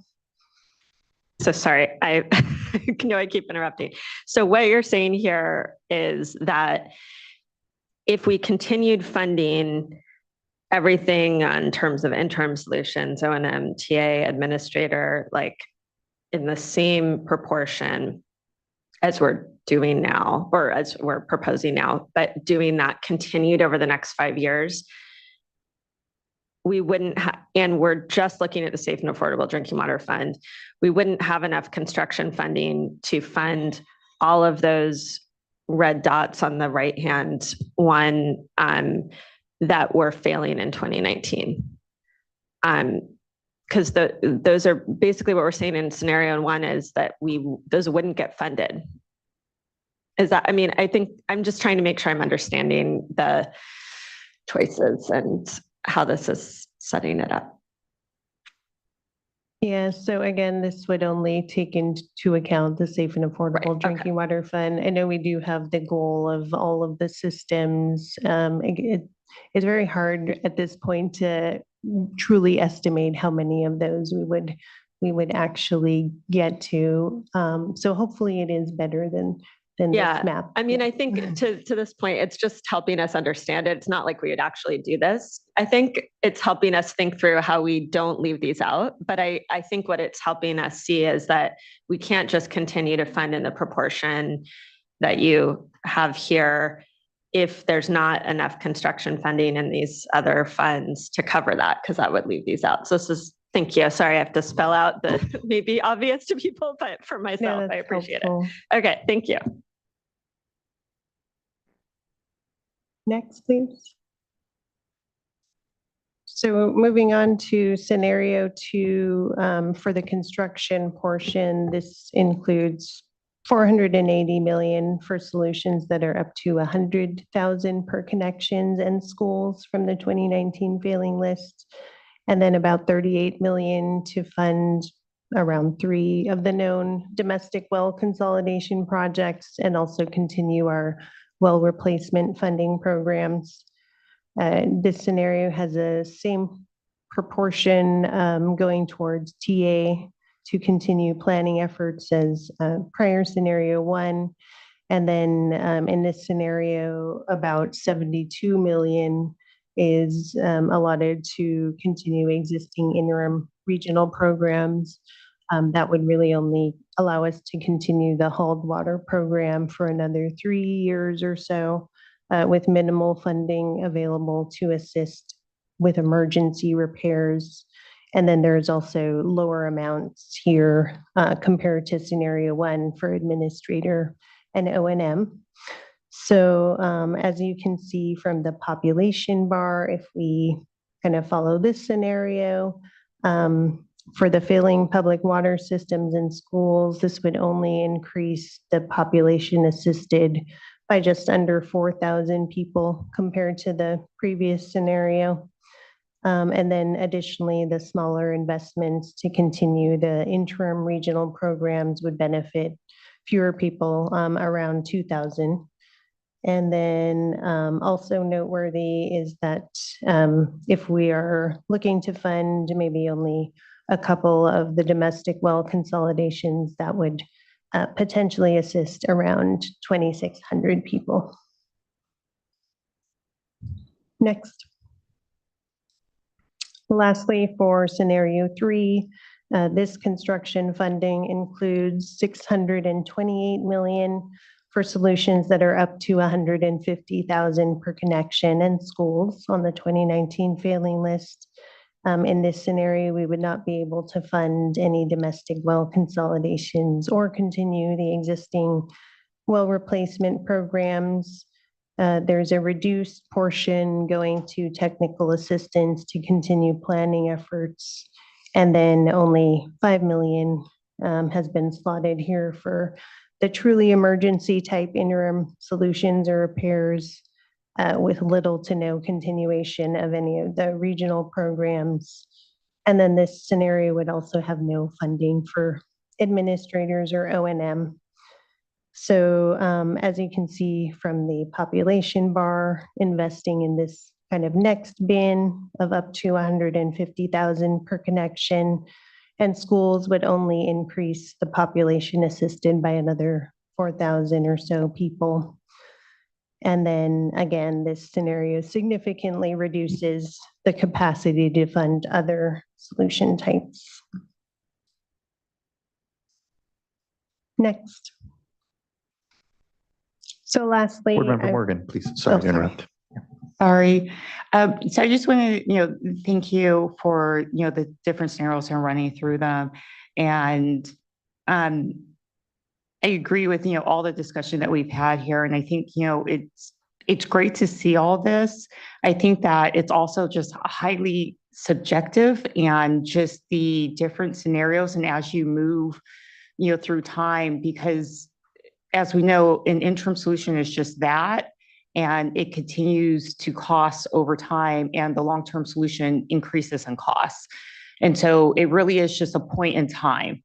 And so it really does, that these bars continue to move.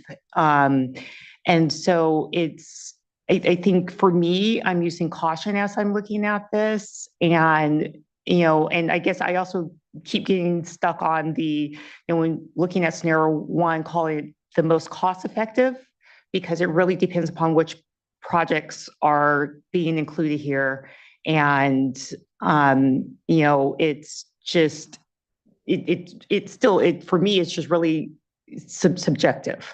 And it's a one point in time, and it's, which projects, and it may be a higher cost project to do today is the right thing to do today. And we really need to take a look at the bigger picture and have that flexibility, as the vice chair was speaking to decide, hey, if it's more cost effective to move a project forward today versus waiting longer and doing an interim solution, because the cost would just be that much more.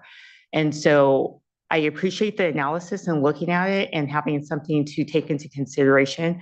I also think that, just as Mr. Kurkowski, as you're speaking to, there's so many different things with funding over time, to where it really is something to come back to and to take a look at the funding that's available at that point in time, and to make a decision based on that time, that moment in time, and what makes sense for that project, the funding that's available, and for us to make decisions then. This provides great information for us for now. At the time that this analysis was done, in 6 months, it could be a totally different scenario and totally different decision-making. And just want to, make sure that we're preserving that decision-making space to make the best decisions for the communities. Because, we only have this map that is showing a 5-year scenario for scenario one. There's still a lot of red dots that end up on this map. I know that we can't turn them all green. At the same time, we can't provide interim solutions for all of them 5 years and on. So just really looking at moving forward of getting long-term solutions for as many communities and much of California's population as possible, and really making the best decisions that we can at the time that the projects are ready to move forward. So just wanted to thank you for taking the time to go through all this, and just expressing my want to make sure that we are really analyzing projects at the moment in time that they're ready to move forward to each step, and making the best decisions that we were able to with the funding that's available at that time. Yeah, thank you, board member. Agree. And, ultimately, it's a bit of a gut check that this provides us here. And again, off of the major sort of trade-offs, at least that we're seeing between construction and then the other activities that the fund is currently supporting. Thank you. Thank you. So just to close out, I did want to provide a summary of key updates for this year's fund expenditure plan compared to last year's, and then go over our next steps in our process here.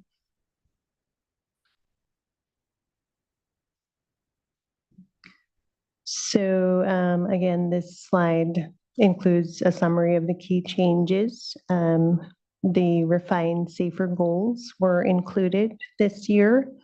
For the construction section, this was updated to include some information on final budget approval or FBA amendments that we've been seeing in that increasing trend of requests that are coming back significantly higher than the original agreement amounts.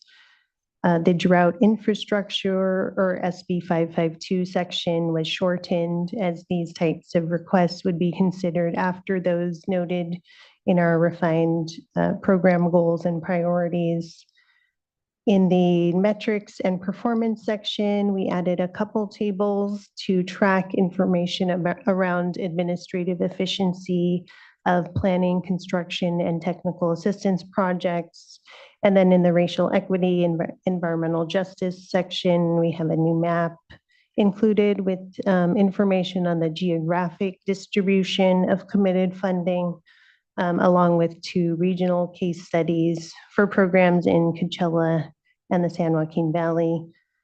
And then lastly, for hexavalent chromium, a short subsection was added to note the recent board adoption of the proposed maximum contaminant level and the requirements to be considered for TA and or planning funding. Next, please. So lastly, looking ahead, these are our next steps for the draft FEP. The public comment period is underway currently, and written comments are due July 24th. We just had our Safer Advisory Group meeting last Thursday where we discussed the draft. There's a lot of good discussion there. And then in the coming weeks, we'll respond to comments that we receive and revise the plan and bring it back to the board for your consideration at the August 20th board meeting. Next. And at this time, we can take any further questions. Many thanks, Ms. Oaxaca, and just acknowledge here the incredible work that's gone on in this program. Year after year, the robustness of this discussion, of our tools, of the program, and of its results has been incredible to see. I've been very fortunate to do my small part here amongst it all, and just to witness what is a nation-leading discussion here around access to drinking water and the sophisticated way in which we need to approach it, given the complex issues that face our communities. So just hats off and just a lot of thanks at the top. And look to fellow board colleagues with additional questions and appreciate the discussion we've had here. We have, as we've seen with the needs assessment, just an incredible amount of need out there. And as we see with our programs, not enough funding to completely do everything all at once and get everything accomplished that we're looking to in the time ahead. So it is about priorities and trade-offs. And as Board Member McGuire said, not an easy one. These are difficult discussions, but ultimately appreciate all the data and the information that's flowing to us to be able to do our best job in best balancing and deciding this. Board Member Firestone, please. Thanks, and echo that. I mean, I think we can't emphasize enough the impact that this program has already had in terms of, what is it, 700,000 more people that have safe drinking water today than did before this program began, and hundreds of communities. I think we're really transforming the nature of access to safe drinking water in the state and addressing, both the critical immediate needs as well as making sure we're really on track for accelerating long-term solutions. I guess I want to also just emphasize that I really appreciate the goals. That's something I know I've been able to be part of, and I feel like taking this chance to refine our focus to those communities that didn't have safe drinking water and have been stuck for a very long time before this program began. I think at a minimum, we should be making sure that by the time this program, hopefully will get renewed, but this 10 years is up, that we've at least done justice to those communities that have been most stuck, that really the existing system prior to this wasn't working. So I really appreciate that, and I appreciate you walking through scenarios to help us start to think about that a lot more to dig into on that. I think the goals overall are not just that we focus on systems that were failing in 2019, but also that we're making sure that all communities are on track and we're accelerating, and that the types of investments we're doing are really creating lasting change, not just Band-Aids, so that they're not coming back to us for emergencies or continued cycles of failures. And that's expensive, and we don't have enough money for everything. But I do think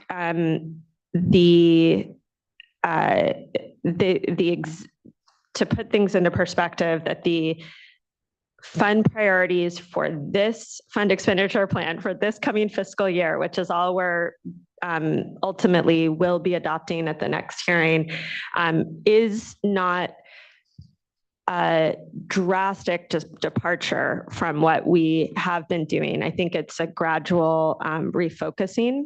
And so we're not looking at cutting off existing programs or support. We're looking at continuing our existing programs for communities served by state small water systems and domestic wells.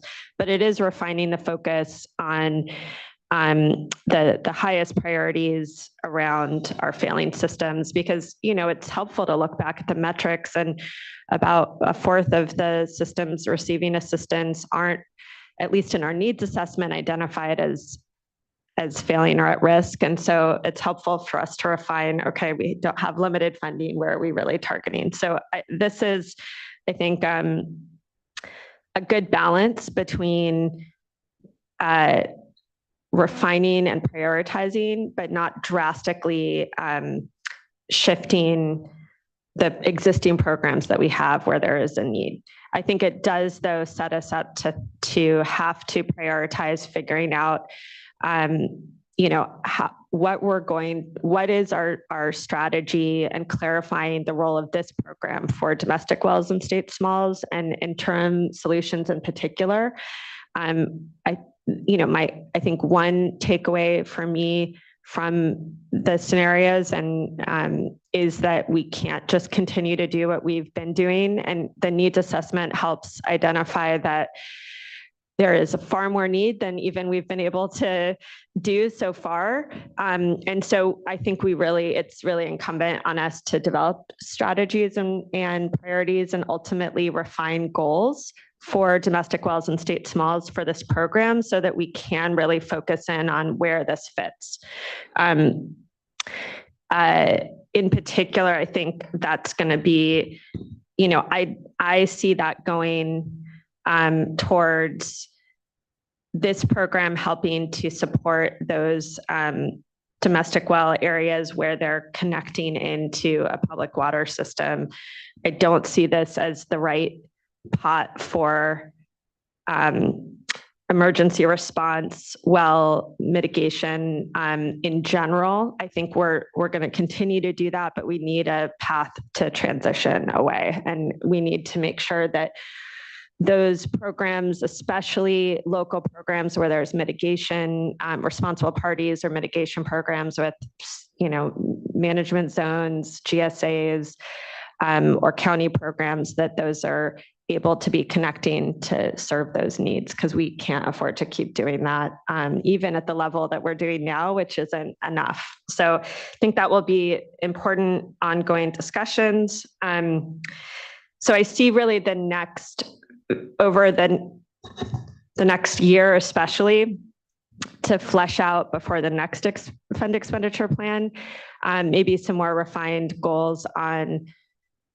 domestic wells, state smalls, and then also at-risk systems, because I do think if we are going to drive down the number of Californians without safe drinking water, we need to start getting ahead of this cycle of failure. And the discussion around 552 and drought resiliency, I think we need to figure out how those priorities fit in with this program. So I think those are just future discussions to dig into. This is sort of, again, evolving program and more discussions to come. I was able to listen to the advisory group meeting, and a big theme of that input was around concern around domestic wells and lack of goals around that. So I think we can look at what we could do to at least start to recognize the other programs, complementary programs that exist, and how this fits in. But I think we're also kind of in an inflection point around this and still working through it.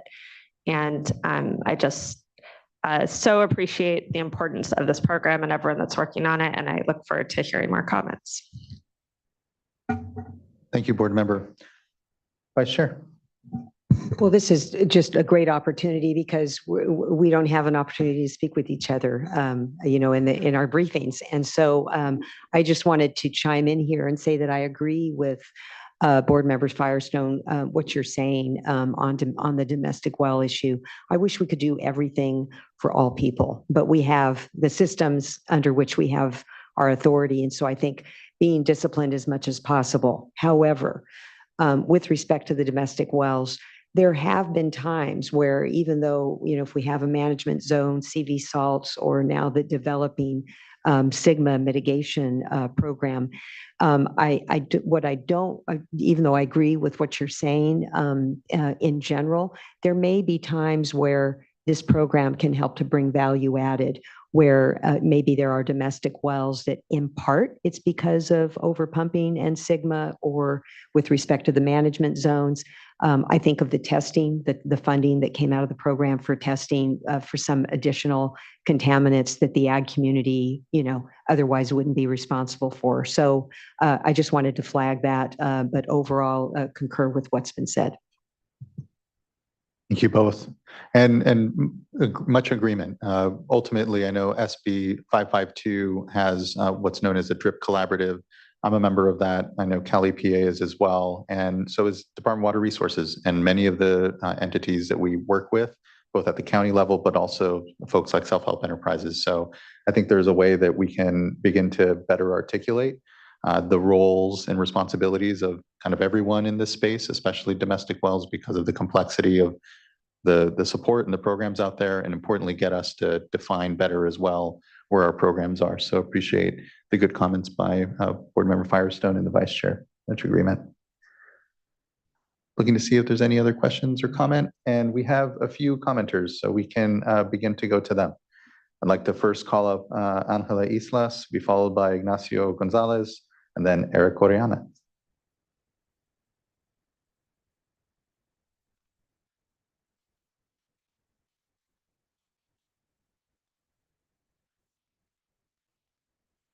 So Chair Esquivel, I do not see Angela on the Zoom platform. We do have one individual who did not submit a card, and if that individual came in, or if Angela came in as a different name, please raise your virtual hand. Otherwise, we do have Ignacio Gonzalez. Okay, thank you. And seeing the hand not raised, then Ms. Islas, if you're viewing us through the webcast or anything and having any challenges getting onto the Zoom platform, please do. You can email the clerk of the board at board.clerk@waterboards.ca.gov. And next then we'll go to Ignacio Gonzalez.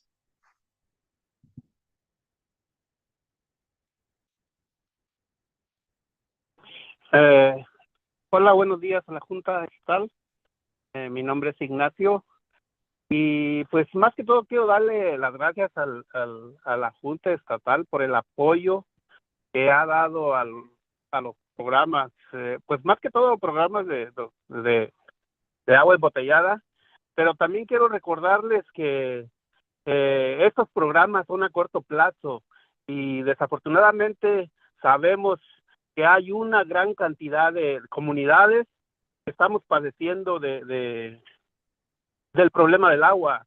Entonces yo quisiera pedirles que redoblar el doble apoyo para tratar de dar apoyo a los programas a largo plazo, porque el programa de agua embotellada es un programa a corto plazo.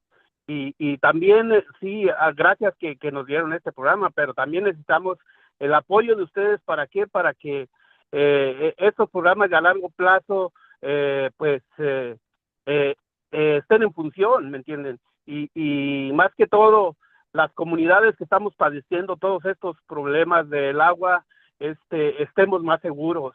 Entonces, de antemano, yo le doy las gracias a ustedes y también decirles que necesitamos el doble apoyo de ustedes para apoyar los programas de a largo plazo, como construcción de pozos, de nuevos pozos, ya que todos los pozos de nosotros están contaminados. Entonces, les pido en nombre de todas las comunidades que nos apoyen en estos programas de a largo plazo.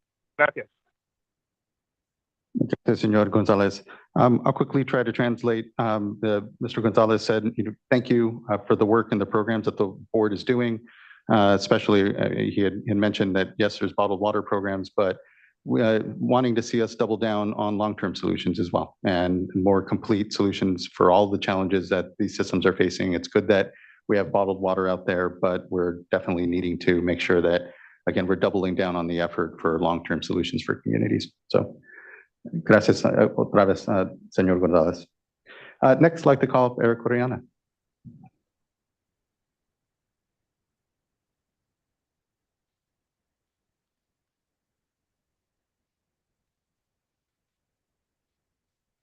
Hi, good morning. I think it's morning still, yeah. Good morning, folks. Good morning, Chairman, board members. Thank you for the opportunity to share a comment. My name is Eric Oriana here on behalf of Community Water Center, and just wanted to share some comments both in support and some constructive support comments as well for what we are discussing today, which is a really exciting program, the Safe and Affordable Drinking Water Fund Expenditure Plan. I also serve as an advisory group member, and so there was a lot of great and robust discussion that was facilitated by the Office of Public Participation just this last Thursday. I really wanted to focus first on the great success of this program. I think the numbers that were shared today and that are in the plan, more than 700,000 Californians, more than $600 million in construction for small disadvantaged communities. Those are tremendous numbers. I think they speak to the big success of the board's effort on the Safer program. And I just wanted to say thank you on behalf of Californians and really congratulate the board on this success. I did not have a lot of exposure to engineers before I started working on water issues and on the Safer program, and I'm now a really huge fan of engineers. So thank you for all that you do. And so just really exciting and really, really great work.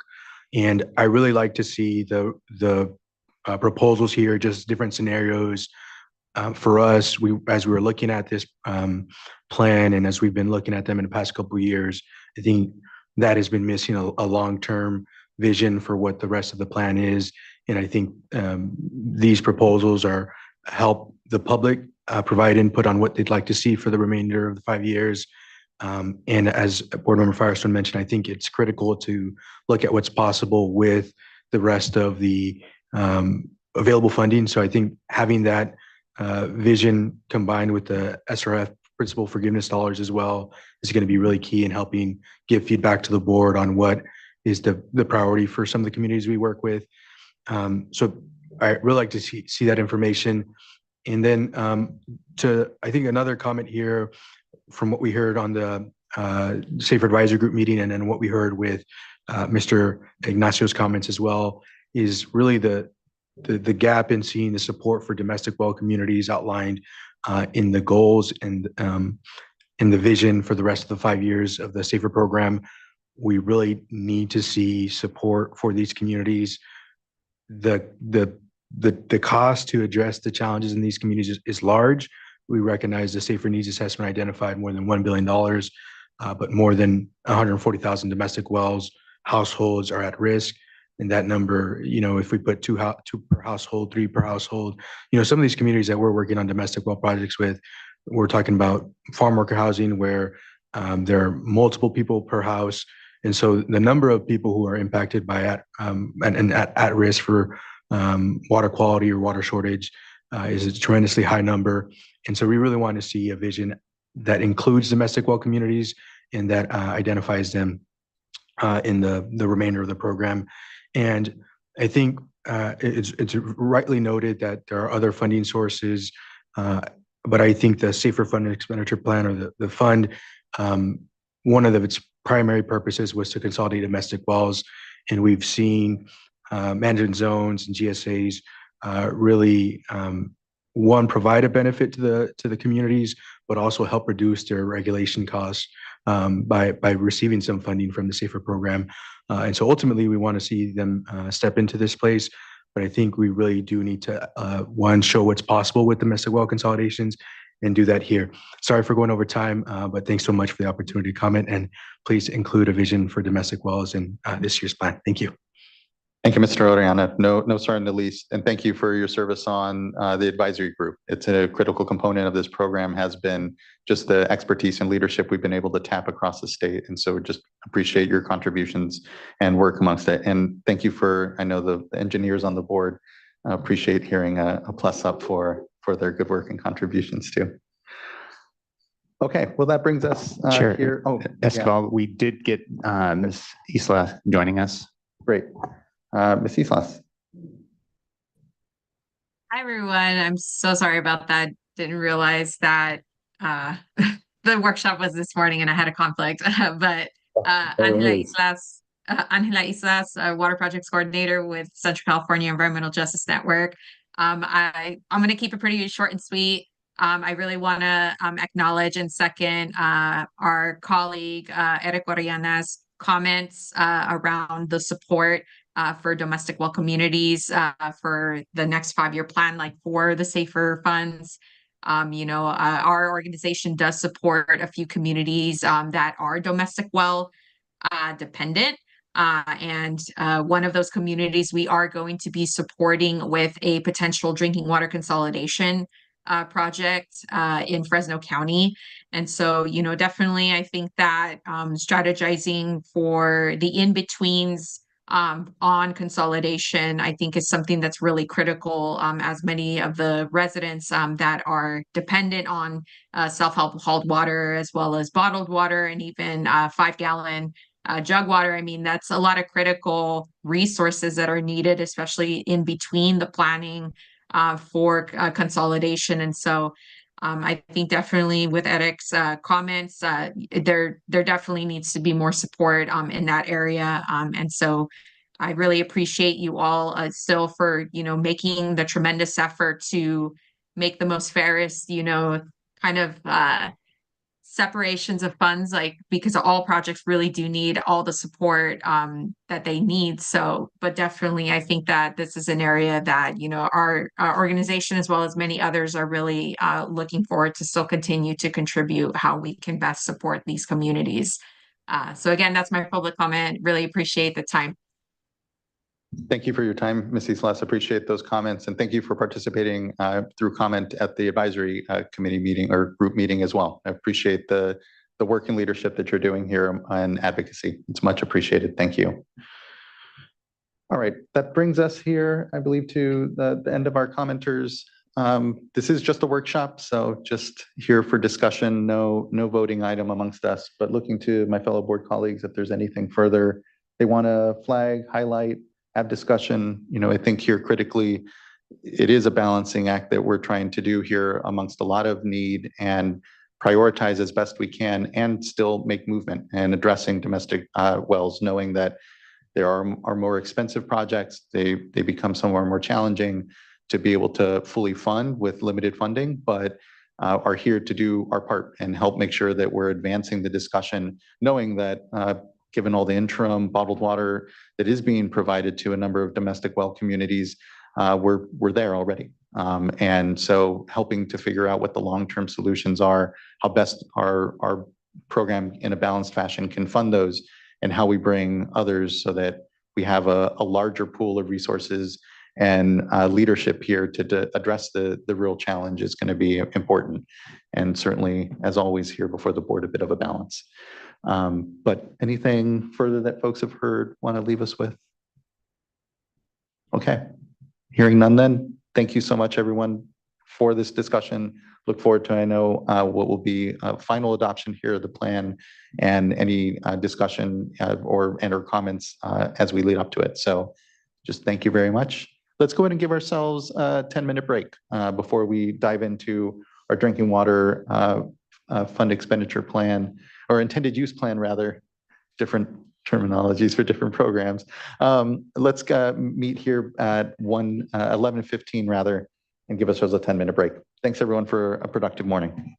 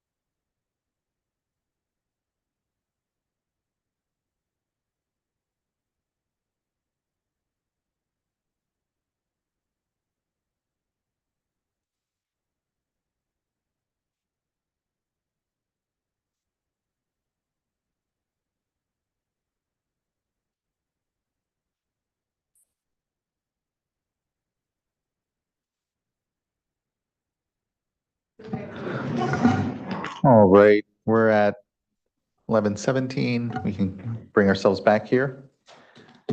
Next item is item number 6, which is our workshop on our draft fiscal year 2024-25 drinking water state revolving fund intended use plan. Kick it off to our folks here.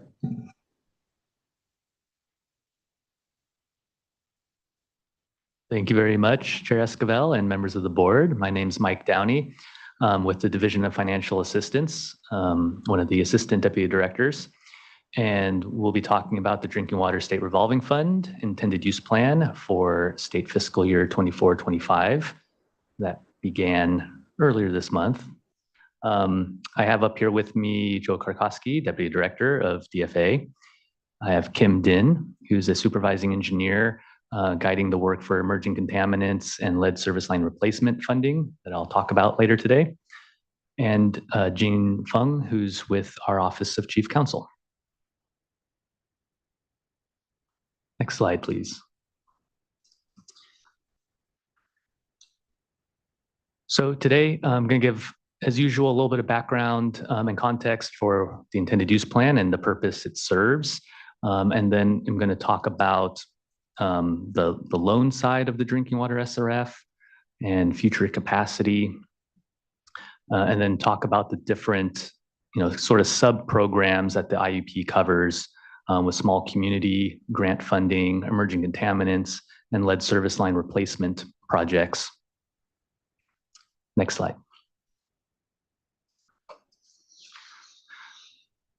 So the intended use plan provides guidance for the Drinking Water State Revolving Fund and complementary funding that we have decided to include in the plan. So some of that includes past voter propositions, Prop 1, Prop 68, and any remaining funds from those. Most recently, the Budget Act appropriations from 21, 22, and 23. This does not currently include the 2024 Budget Act appropriations, and I'll talk about that a little bit more later. The intended use plan is a federal requirement from EPA. We use it to apply for our capitalization grants, and it outlines, both the demand for the program, the need for the funds, and our adherence to the requirements.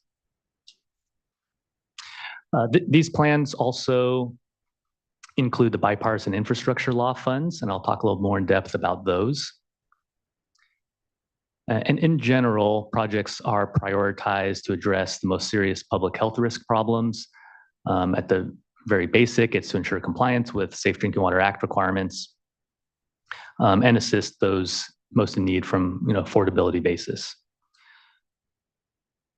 I'll talk about it more with emerging contaminants, but for those that maybe had tuned in to the Clean Water SRF intended use plan workshop, we discussed proposing to transfer the Clean Water SRF emerging contaminant funding to the Drinking Water SRF emerging contaminant funding.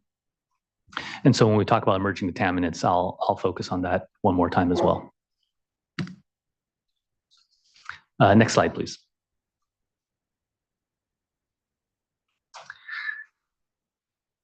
A few years ago, in a simpler time, we had one IUP. So now we have multiple IUPs, and the bipartisan infrastructure law has provided additional SRF funding.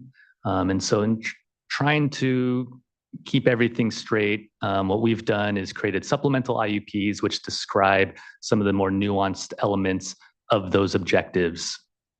So we have our base program, Drinking Water SRF IUP, and then as appendices to that, we have an emerging contaminants supplemental IUP, lead service line replacement supplemental IUP, and an ASADRA supplemental IUP. ASADRA, again, is additional supplemental assistance for disaster relief act. And that was for disasters from 2018. Very short fundable list for those projects, but we continue to include it because we have not committed all those funds yet. Next slide.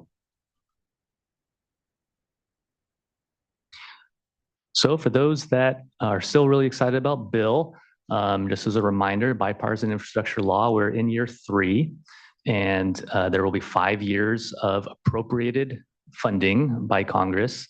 And so California's portion of that is about $1.9 billion based on our estimates. And as I mentioned before, there's really 3 main pots of that bill funding. There's a general supplemental pot that's really for any project and acts a lot like our base drinking water SRF program. There's an emerging contaminants pot, and then there's also a lead service line replacement pot. And so there's some of the numbers I have displayed there. For emerging contaminants, I'll point out that in this slide, we've actually included more than just the drinking water SRF emerging contaminants. There's another bill pot that's non-SRF, but it's the emerging contaminants for small disadvantaged communities. So a separate program, also administered by EPA, that we apply for and administer, and again, all 50 states as well. And so we've combined those 2 funding sources into the same IUP here, just for ease of applicants and administration. Next slide.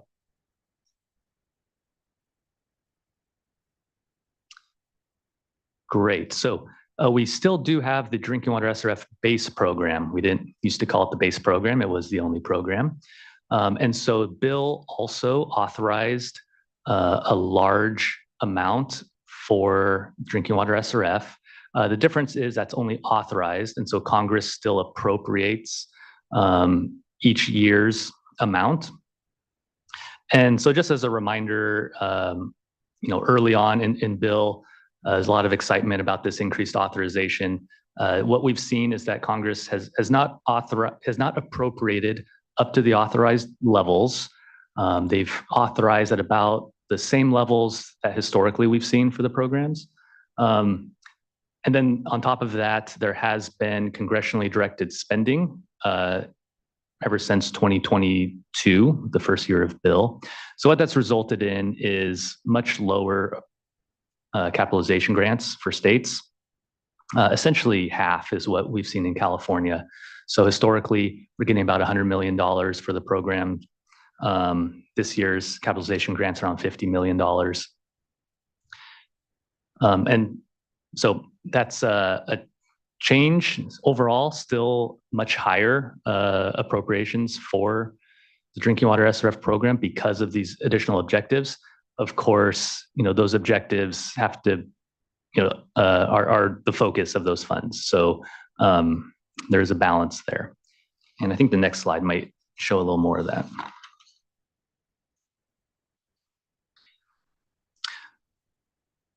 So this slide is actually just looking at the loan portion of the Drinking Water SRF capitalization grants, but the same applies if you were to think about it overall. In this case, you can see the blue is our base program. And so for 2024 and the past, those are actual capitalization that we've received for our loan program for Drinking Water SRF. And you can see that, even though that's gone down, the yellow is the portion coming from Bill. So a big increase there. One thing that we're watching and being a bit conservative about is that drop off going from year 2026 to 27, where we're expecting the bill funds will be done. But Congress may continue to do congressionally directed spending along with these lower appropriations, could have a big impact on not only the capital coming in for loans, but also principal forgiveness, which acts a lot like a grant. And on top of that, are set-asides, which account for administration, technical assistance, supporting small systems. So that's all tied into that. So that's one thing that we're keeping a close eye on, along with all the other states. Next slide, please.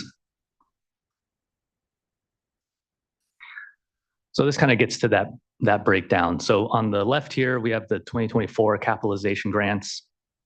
You can see that the base program is a relatively modest 50 million, much larger for the general supplemental. And then the emerging contaminants grant makes up almost 100 million. And how is that money administered?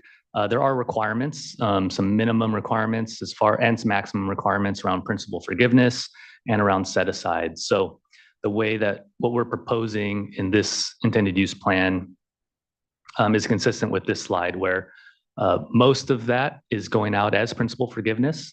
A large portion is used as set asides. And again, that's technical assistance, it's administration of the program for DFA and DDW staff, it's support for small water systems. And then the remaining would be used towards loans. That comes out to about 74 million. Next slide, please.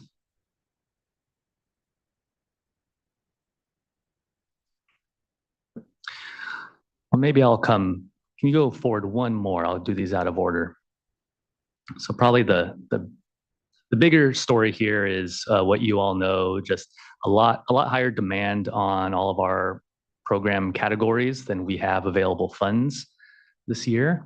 We've put these into different buckets. We've got drinking water SRF loan, over $2 billion in actual applications requesting funds.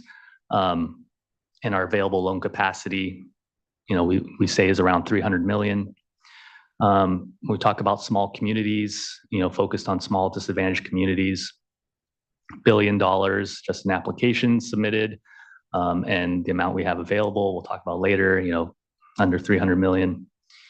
Emerging contaminants, similar boat. This is, a newer-ish program, so continuing to see applications roll in, which is great.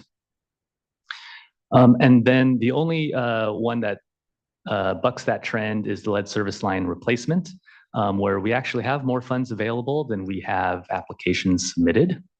And I'll go more into our plans around that in a few slides. But if you can go back one slide now, you'll notice, hopefully from the stark red and blue, that we have much more demand than we have available funds. So when we talk about what we're adding to our fundable list and just expectations around getting executed agreements for projects, we've separated them into a few different categories here. So that top row is for small disadvantaged community projects with complete applications. And so a large number of applications requesting at least $400 million. And we've placed a subset of those on the fundable list. Those really focused on the category A through C, that, those public health projects. If you look at row 2, we're talking about small disadvantaged communities that still have incomplete applications. So that more represents our pipeline. We're not adding those to the fundable list at this point, but we're still working with those communities to get complete applications. And then the last two are focused on the loan projects, whether they're rollovers from last year's list or new projects that are being ranked. And so we're adding projects in an amount that's consistent with our sustainable lending capacity. And so that would add about 25 projects for almost 380 million. Next slide, please.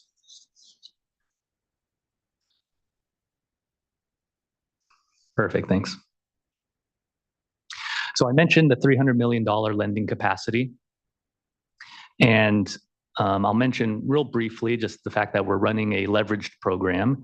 And those that tuned in again to the Clean Water SRF IUP heard a little bit about this. What that means is we are making funding commitments for loans beyond funding we currently have in our bank account. And we're relying on the loans we've already made in the past to repay their loans. And that revolving part of the Clean Water State Revolving Fund comes into play. So as we plan, we're going to receive those revenues, hopefully when we need them to make disbursements for the new commitments we're making this year. Whenever our cash flows are falling short of that, we're able to issue revenue bonds, and we can use that cash as SRF dollars. So we overcommit and then sell revenue bonds as needed to meet cash flow demands. So what limits us from issuing revenue bonds and just having a whole bunch of money?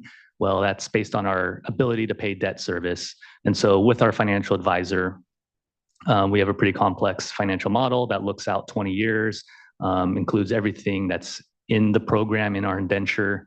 And so what we believe we can do is sustainably lend about $300 million a year and be able to pay our debt service for future bonds and still maintain a sustainable program, because one of the core elements of the SRF programs is that they remain in perpetuity. So they should exist beyond any of us here. When we look at the last few years, again, this is just a subset of the drinking water SRF, really focused on the loan side. Even though we'll have some higher years and some lower years, overall on average, we've committed about $275 million a year. So we're about at that sustainable goal. And then if we include the rollovers and the projects that we want to add this year, might be a little bit above. Overall, feel pretty good about the projects we're proposing to add to the fundable list this year. Next slide, please.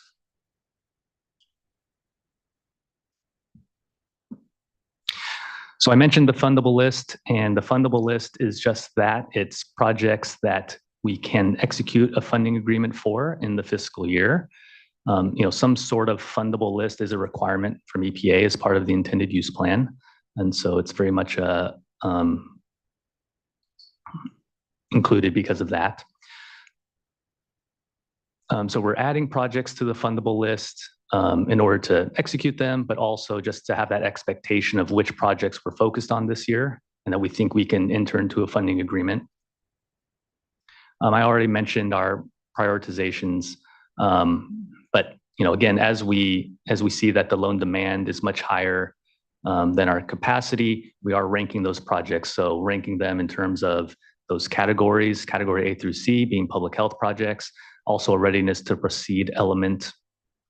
And in the future, I know we've mentioned talks about a policy amendment, perhaps moving towards a scoring system for the drinking water SRF, just to help manage that demand. Next slide, please.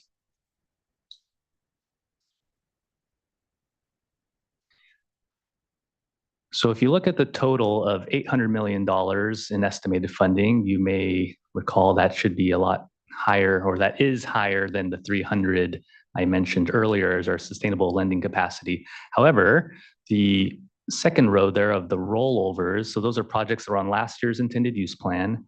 And I'm happy to say that I think every single one, reached legal concurrence and has a complete application. So those are being drafted.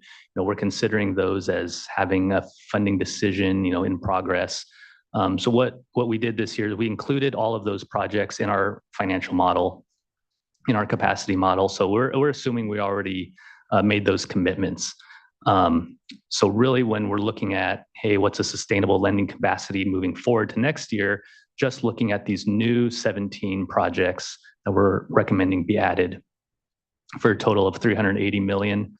So that is a little bit above that sustainable range of 90 to 125% of our target of 300. But what we've seen throughout the history of the program is things change, projects slow down or speed up, projects withdraw. So we feel comfortable really getting a jump start on all of those, and having a few years that we're a little under, thinking that'll average out. That does require, however, that we put a loan maximum and put a limit this year on the loan availability. So we're suggesting a $50 million maximum loan, similar to what we've seen on the clean water side for the last few years. And that would allow us to put all those 17 applications on the fundable list and move towards funding agreements. Footnotes there is that if projects have multiple, if water systems have multiple projects on the fundable list, we want to give some administrative flexibility where maybe we could provide all of the funding in one agreement as opposed to two different projects. That's something we've done on the clean water side as well. Just again, that administrative burden being lifted a bit. Because of that, also wanted to put in that $100 million maximum per entity this year, just so that doesn't get out of hand. But again, that's a little bit in the weeds.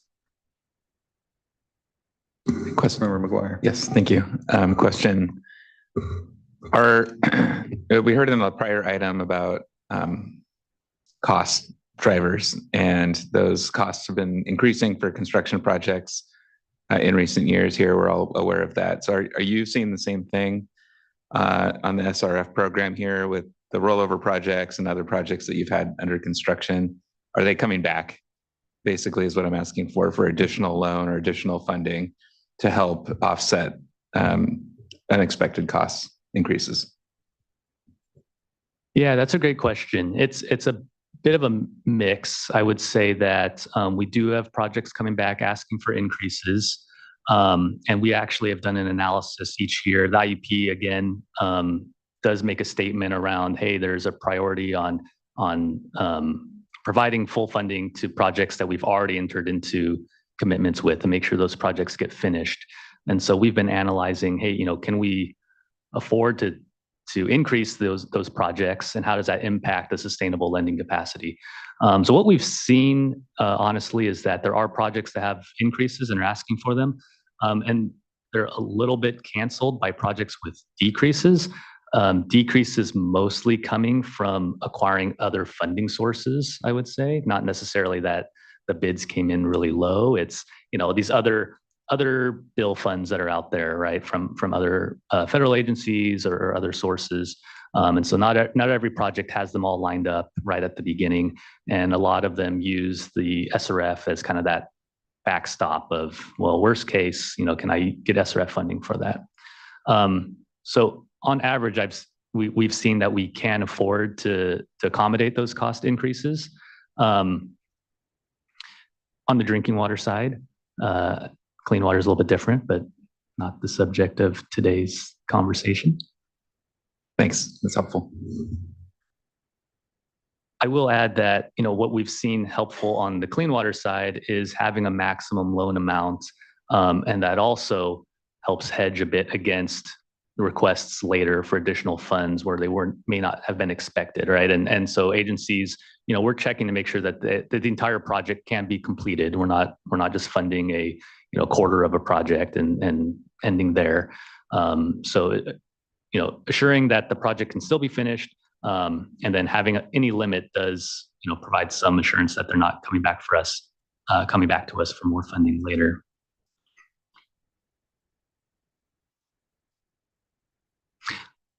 Next slide, please.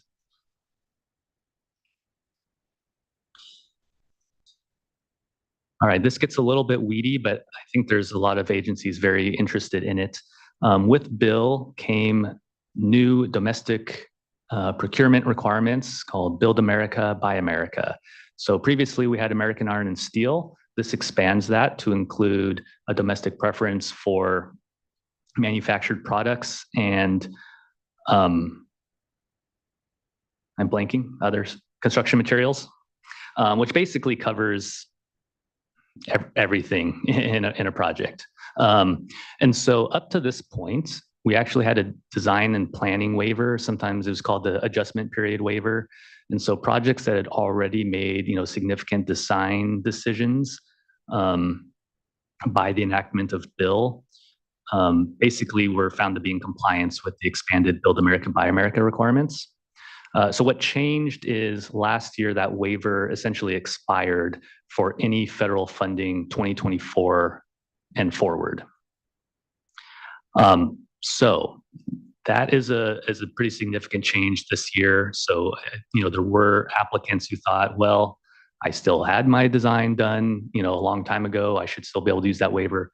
Well, we were not expecting that waiver to go away, but it did. So what we're doing is we are identifying the projects that we need to identify as those federal projects. It's called equivalency, and there's a whole nother 2-hour session I can give on equivalency.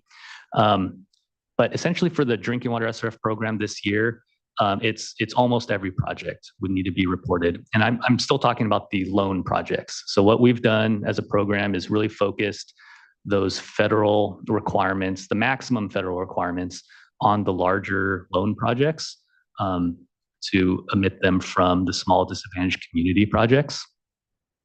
There are still plenty of other federal requirements needed for all, any form of SRF funding, but those identified and reported as federal projects have an even steeper list of requirements. The biggest one at the moment, Build America, Buy America. So that is a significant change. We're getting the word out. We're still exploring the applicability, that second bullet, of the WIFIA BABA waiver. So all of these waivers are not the same, even amongst EPA programs. And so our belief at the moment is if a project has already secured federal funding from EPA, WIFIA probably being the prime example, and has a waiver, that would still cover the project. That would be a great project for us to also report because they're already in compliance with BABA through that program waiver. So we're working hard just to make sure that is 100% true. We don't want to doom anyone's project by putting in an impossible requirement between two different funding sources.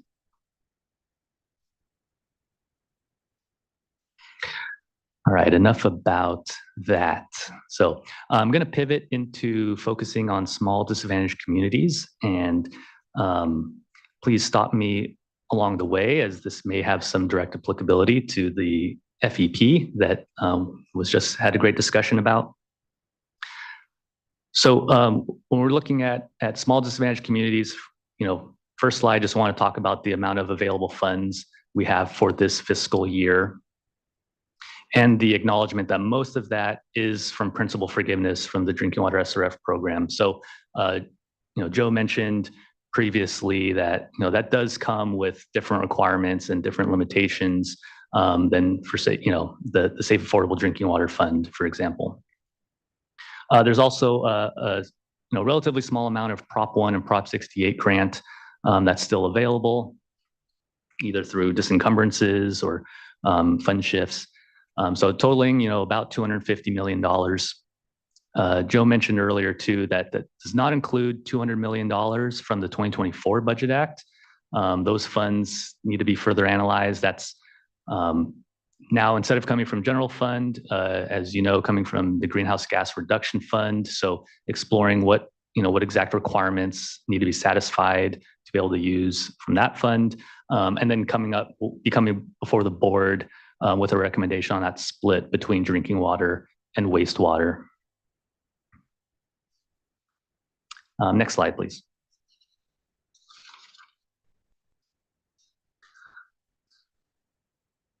So due to the, I think I said 90 complete applications for small disadvantaged communities. That's beyond the amount of available funds we have this year. And again, trying to set those expectations of, which projects can we actually enter into funding agreements with, reduce the eligibility this year for grants to focus on small disadvantaged communities that have category A through C projects. And that's those public health projects, right? Compliance projects, which means we did remove some project categories from eligibility. So that includes medium disadvantaged communities. And we also removed the non-consolidation projects that are in category D through F. And should have mentioned, category A through C, small disadvantaged, plus consolidations. Consolidations still that high priority. One bullet I'll mention is that hexavalent chromium and PFAS are both, we're considering those to be a category C project, even though, those hard limits and deadlines may not be rolled out yet, but systems are working now to get into compliance. And so work with DDW to make that clarification for this year's IUP.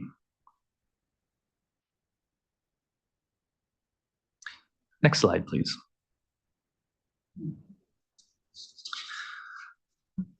Again, in the spirit of strain on available funds, we also revised consolidation incentives in the draft IUP. And so wanted to clarify that consolidation projects, everything needed to do those consolidations are still eligible and are covered, by by the grants, up to the maximums and all those. But this is for, that receiving entity, the incentive that could be applied to a separate project, trying to encourage people coming to the table to do those, voluntary consolidations. And, these incentives have been, I don't want to say ramping up, but, they've changed throughout the years as we try to find that right level of incentive that gets projects moving. And so this year we're bringing those back a little bit. So for physical consolidation, again, still an incentive of a 0% loan up to a certain amount, as well as some grant funds, but reducing that potential grant from a maximum of 5 million down to 500,000. Managerial consolidation, still incentivizing with that 0% loan, but removing any grant element, and then removing administrator incentives. And then, as you may guess, we have plenty of incentive projects in the works based on consolidations that are, funded and are under construction at the moment. And so still, giving Deputy Director the ability to use previous incentives from the last IUPs when the projects were, when those deadlines were already met and the projects were moving forward. And this would be setting a new standard moving forward.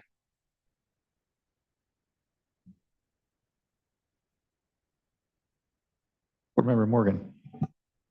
Thank you. So just looking at the bullets on here, I noticed that the incentive projects are lower in priority than categories A through C in consolidation projects. And so can you refresh my memory, just looking at the available funding? Is there then funding available for the incentive projects? Well, like a lot of our programs, I'd say it's continues to be fluid. And there's, Christopher Stevens used to talk about a horse race and everyone's passing each other. And I never totally understood the analogy, but I don't follow horse racing either. But, so I do think there is certainly funding available, and it appears that, we know we can't fund everything that has a complete application. Getting from complete application to a complete eligibility file with the right funding source, is the second half of the equation. And so, when we talked about safe, affordable drinking water fund, that can definitely be used as, almost for any project, but we're trying to identify, we see that most of our funding is available as principal forgiveness. So where we can, we're using those funds first in a lot of cases. So trying to balance preserving funds for those projects while also encouraging those incentive projects to move forward. The incentive projects that I've been a part of, we're to some degree relying on those consolidations getting completed or substantially completed before kind of diving in, to calculate what those incentives are, even as they are getting complete.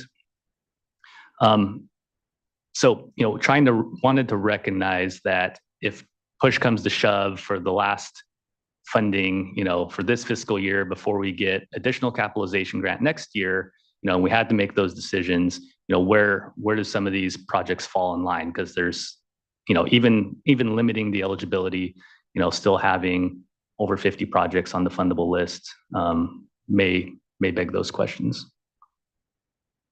Yeah, so, and Bridget can come up, or maybe Kim knows as well, but we don't have a lot of complete applications for consolidation incentive projects pending, where this $500,000 grant limit would apply. So I don't think this year that would necessarily be challenging. And again, we still have we're proposing constraints around like per connection cost and what community benefited and that sort of thing. So that 500,000 would be a maximum.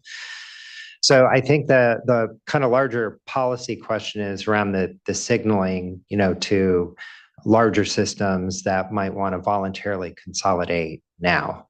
It's really challenging to go from, we used to have no grant incentive. We just had the 0% loan and we weren't getting any takers for that. And then, we put in a pretty good grant incentive. So we're getting more takers for that. The voluntary consolidations, which is great. Part of the consequence, I think, of that too, is we're not always getting consolidations for the failing or at-risk systems. We have some larger systems that are looking at, hey, this is a great way to get some sort of free money or low-cost financing for some of our other projects. So again, it's hard, what we're trying to maintain some level of sort of free money incentive for those larger systems without jeopardizing funding those priority projects, as A through C, high priority failing system type projects. So, but I do think the larger challenge, though, is when a larger system sees that there's incentive and they see that now and they're willing to make a commitment now, that consolidation project won't be done necessarily for 2 or 3 or more years. And the incentive doesn't kick in until actually the consolidation is complete. So that's the other real challenge with this is, where we've had some struggles in talking to those larger systems is they see the incentive and they say, yeah, we're on board with that. But then it really doesn't kick in until the consolidation's done. And then the parameters may change, understandably, right? I mean, we're going through these sort of dynamic funding situations. So I don't know if that totally answered your question. I think we'd be okay for now for what we have on our plate. I think the larger policy question is like, well, to what extent does the board want to maintain some level of that grant incentive to continue to bring folks on the table? To the extent that we do that, we should probably try to be consistent over time.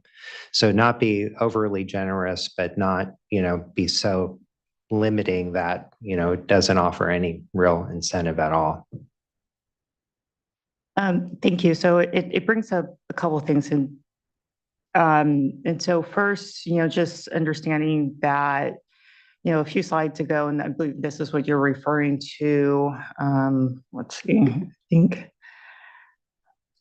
it basically, I'm trying to remember what the wording was. So it's basically, it was just including, so it was on slide 15 and it was just basically, it was the funding availability and it's just consolidation projects. And you just brought it up, that included consolidation projects and not necessarily those that were failing, and also not necessarily those that are A through C.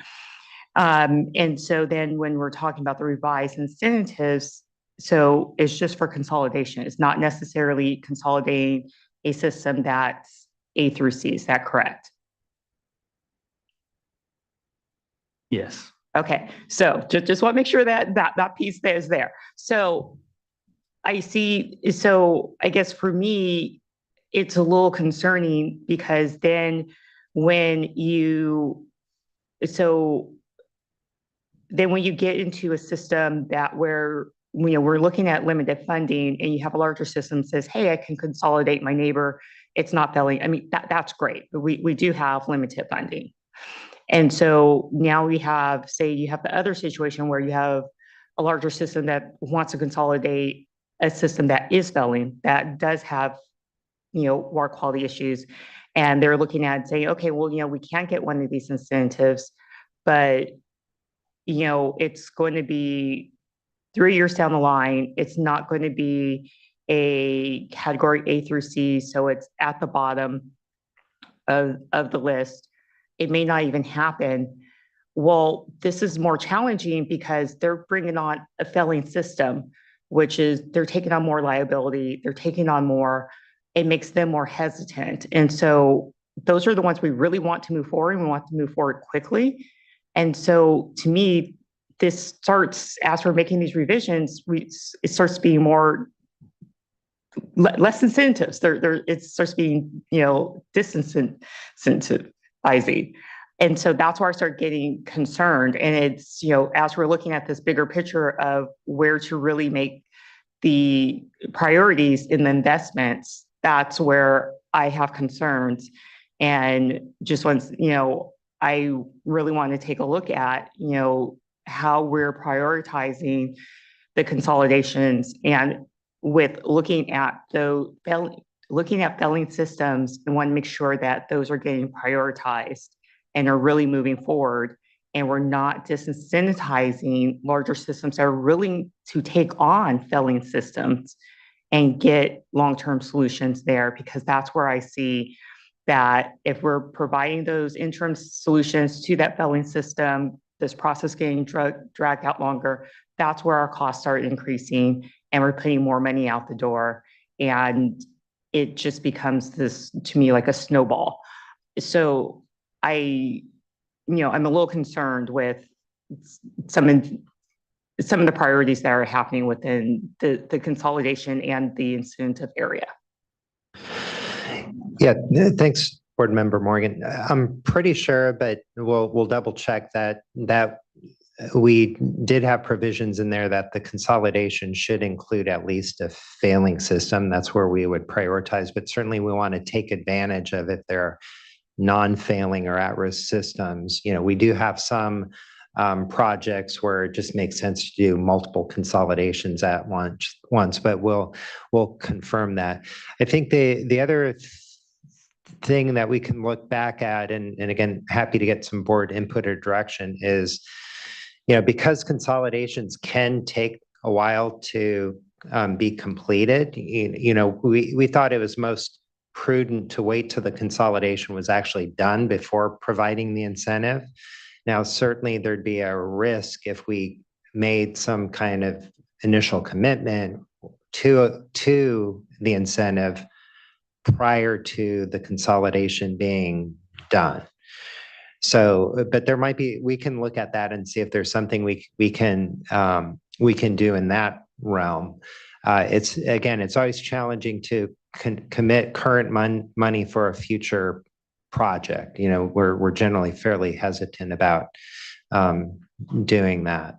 So again, it is tricky. Going back to sort of the fund expenditure plan discussion, when you look at $256 million here.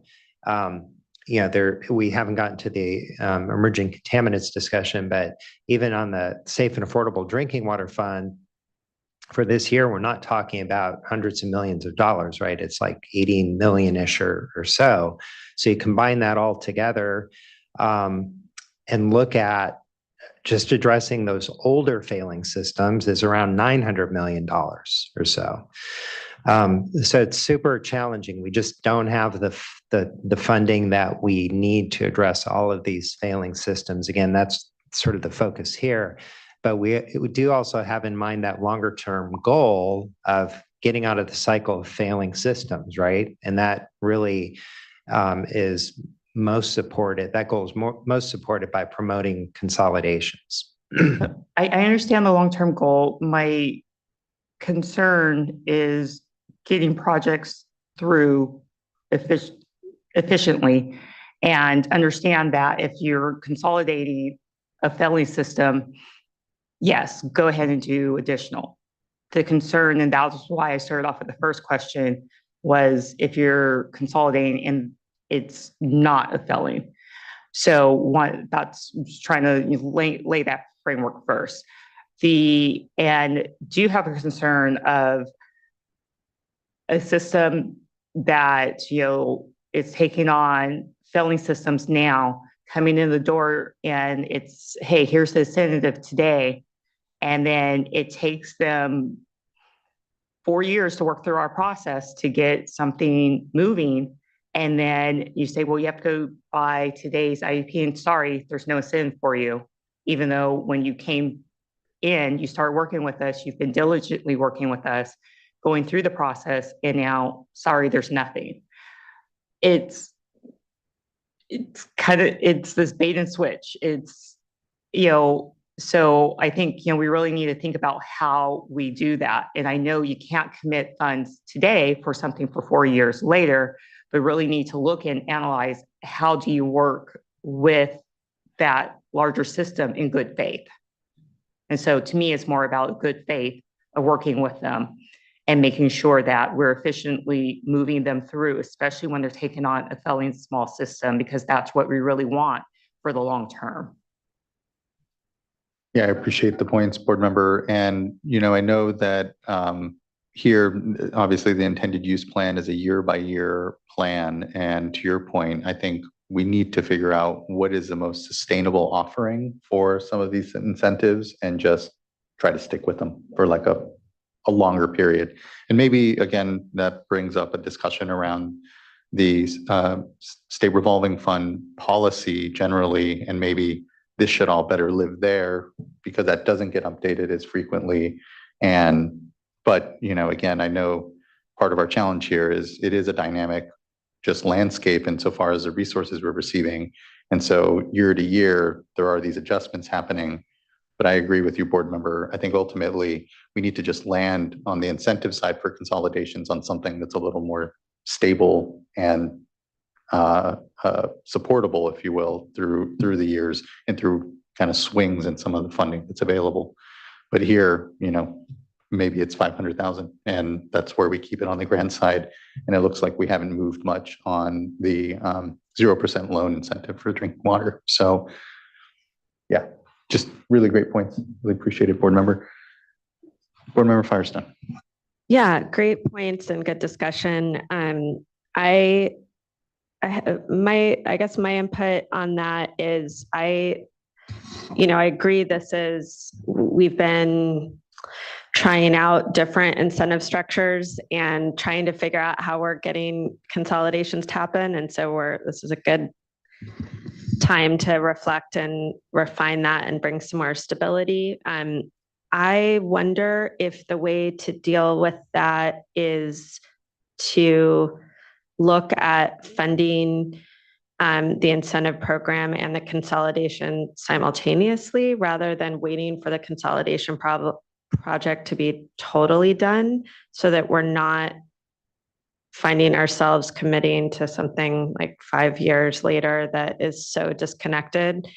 So I think that I just would want us to explore that a little bit and what the implications of that are, so that we can feel like we're all on the same page and everyone's moving forward together. And I think that might be a little easier than like keeping the incentives. I mean, we can strive to keep them more stable than what we're doing, but we never really know what that's going to look like. I also agree on, I think we're getting to the point now where we do need to prioritize within consolidations rather than just, I think that was part of one of the points that board member Morgan said.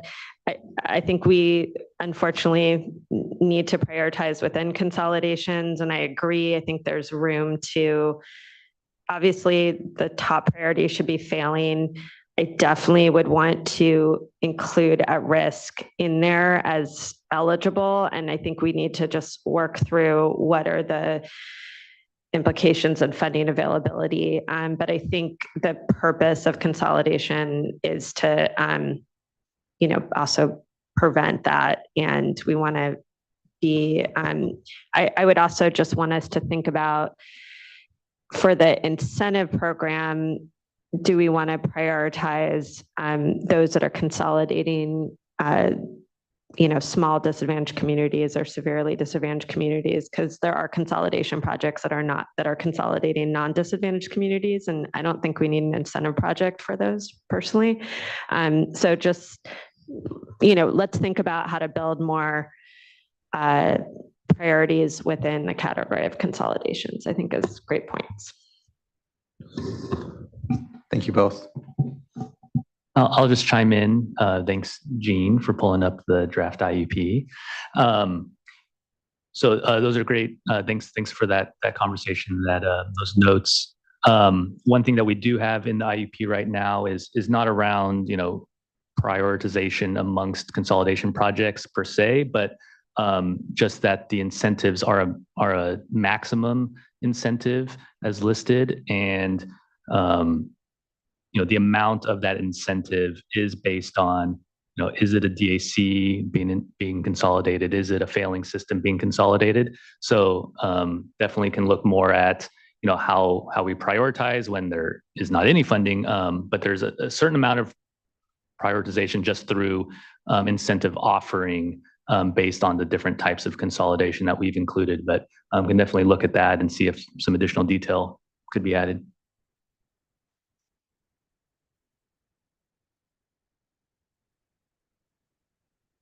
Many thanks. Okay.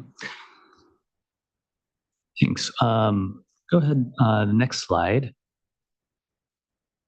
So this looks relatively similar to last year's IUP and just setting a maximum amount per connection for those small DACs, and the longer list there: expanded small DACs, small non-DAC with a high MHI that are eligible for grant.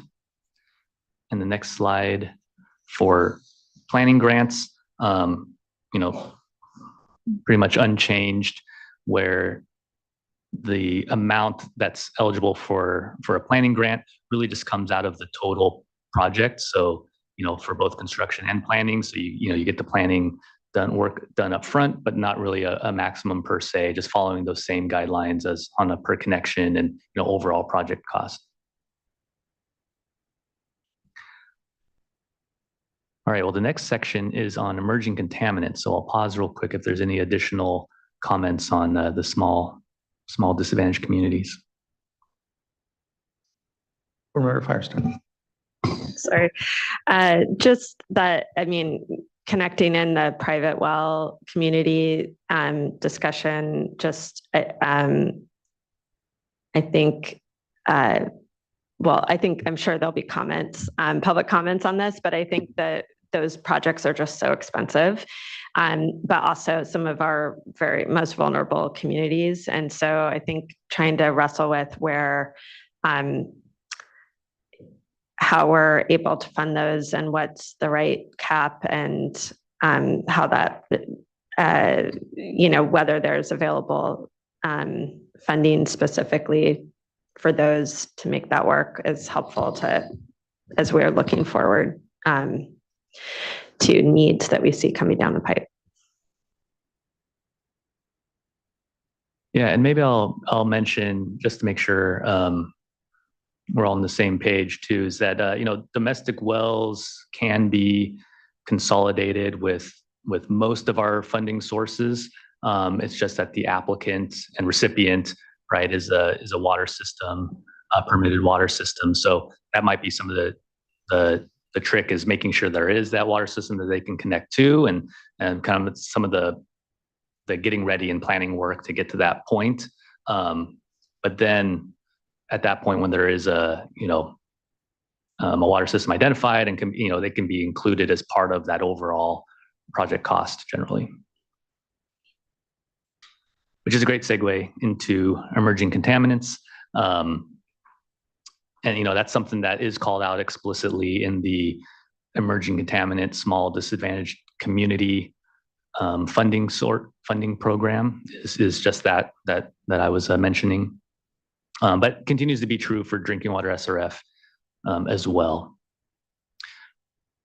So I mentioned earlier that there's essentially two funding sources for emerging contaminants that we have available. It's the drinking water SRF emerging contaminants, and then a separate, capitalization grants, which we should have for 5 years as well, emerging contaminants in small disadvantaged communities. So really, we're doing what we have done for many years, which is submit an application, and we will try to line up, the funding source that fits and applies, and that you can meet the requirements of. Both of these are federal funds, so in a lot of ways they have very similar requirements.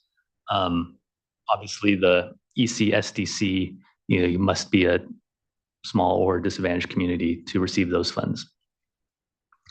As a reminder, the emerging contaminants, what is an emerging contaminant? Well, we're using the broadest form of the definition, which is anything on US EPA's contaminant candidate list.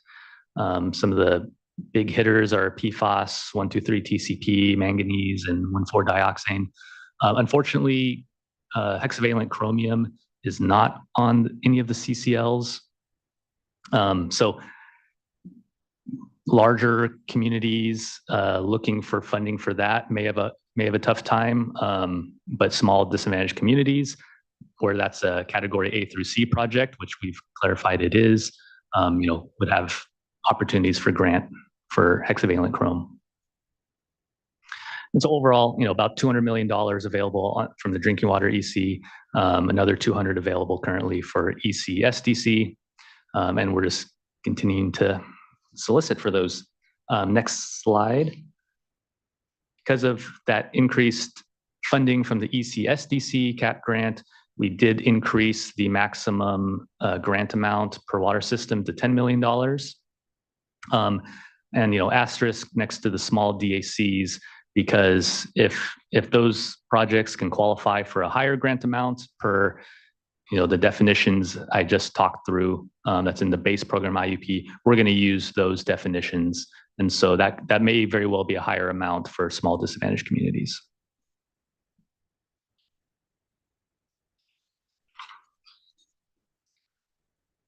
Next will be lead service line replacement. I will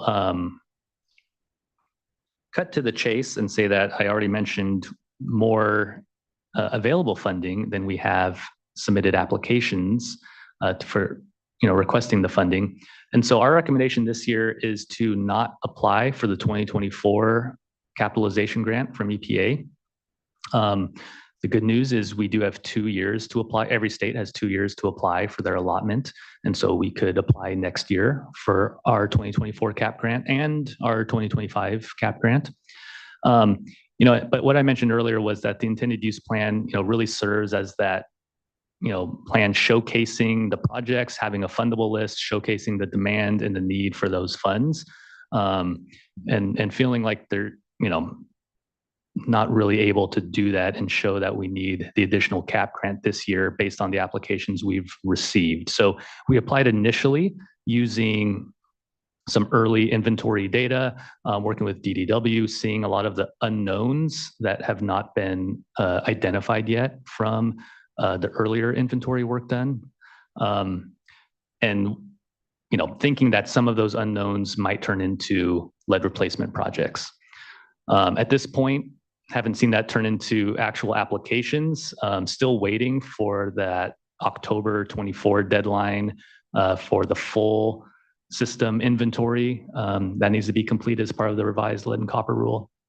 So still kind of wondering if, after October 2024, there may be, further identification, and some of these unknowns might turn into eligible projects, but not sure yet. So that's why we are recommending to kind of pause and then make sure we can spend all of the funds that come with the CAP grant. I've mentioned before that the requirements, again, pretty strict, both with all the normal federal requirements, and Bill specifically said, 49% needs to go out as principal forgiveness. You can use some as set asides, and then the rest needs to go out as loan. So, part of the challenge is when we're showing less demand than we have available funds, how do we make sure we hit that perfect ratio that's written into law about how we spend those funds? So we want to make sure that while we're putting money towards, technical assistance with EPA, we should have that executed, hoping this month to help with inventories for small systems, helping small systems finish their inventories.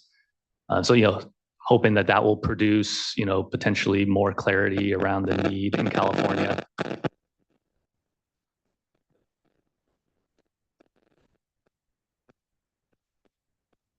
Well, I don't think it's me, but so that's kind of a wait and see. But we're not missing out on anything, is what I would say, by not applying this year.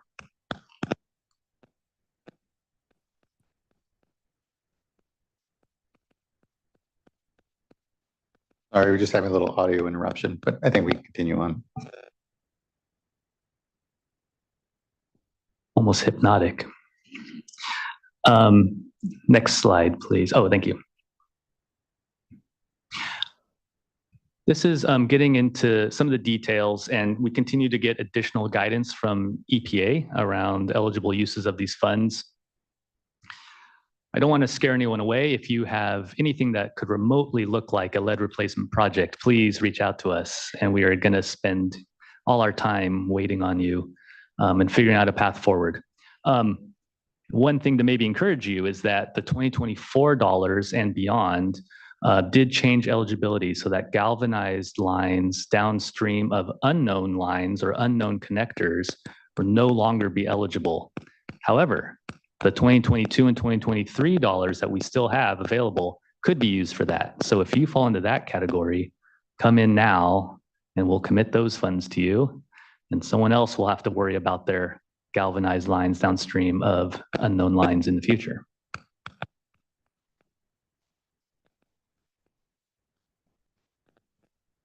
Next slide, please.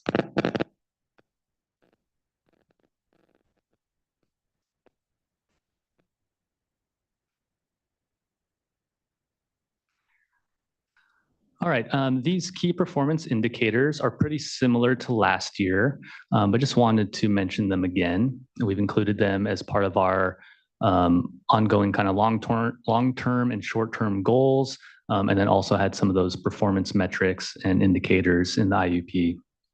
I'm just going to run through them real quickly, and then you can see kind of our quick calculation. We're still, at fiscal year end, not too long ago, so those might need to get refined a little bit. But at quick glance, kind of how we did for 23, 24. So one goal is to execute 70% of projects with complete applications on the fundable list by the end of the fiscal year. I should clarify that reads as 90% in last year's intended use plan, and it was 90% for many years. Wanted to have a goal that's both, an actual stretch goal, but does seem achievable as well. And just the high number of changing project parameters, delays combined with limited funding. We really think that 70% is probably a better goal for that metric. You can see, 39% this past year. One of those things that drives that in my mind, at least, is, really wanting to be realistic with the projects we're putting on the fundable list. And so on one hand, the fundable, placement on the fundable list is required per EPA to execute any projects. They call it a project priority list. We call it a fundable list. And so on one hand, we want to put on every project that could potentially get executed, to ease the administrative burden, down the line of making sure everyone's on this list. On the other hand, if you just throw every project on the list, it looks like we're not moving forward in a timely fashion. So trying to balance that and really set expectations that if you're on that fundable list, there's a really good chance that you could get that executed funding agreement. Are those yes. numbers, though, are they partial? I guess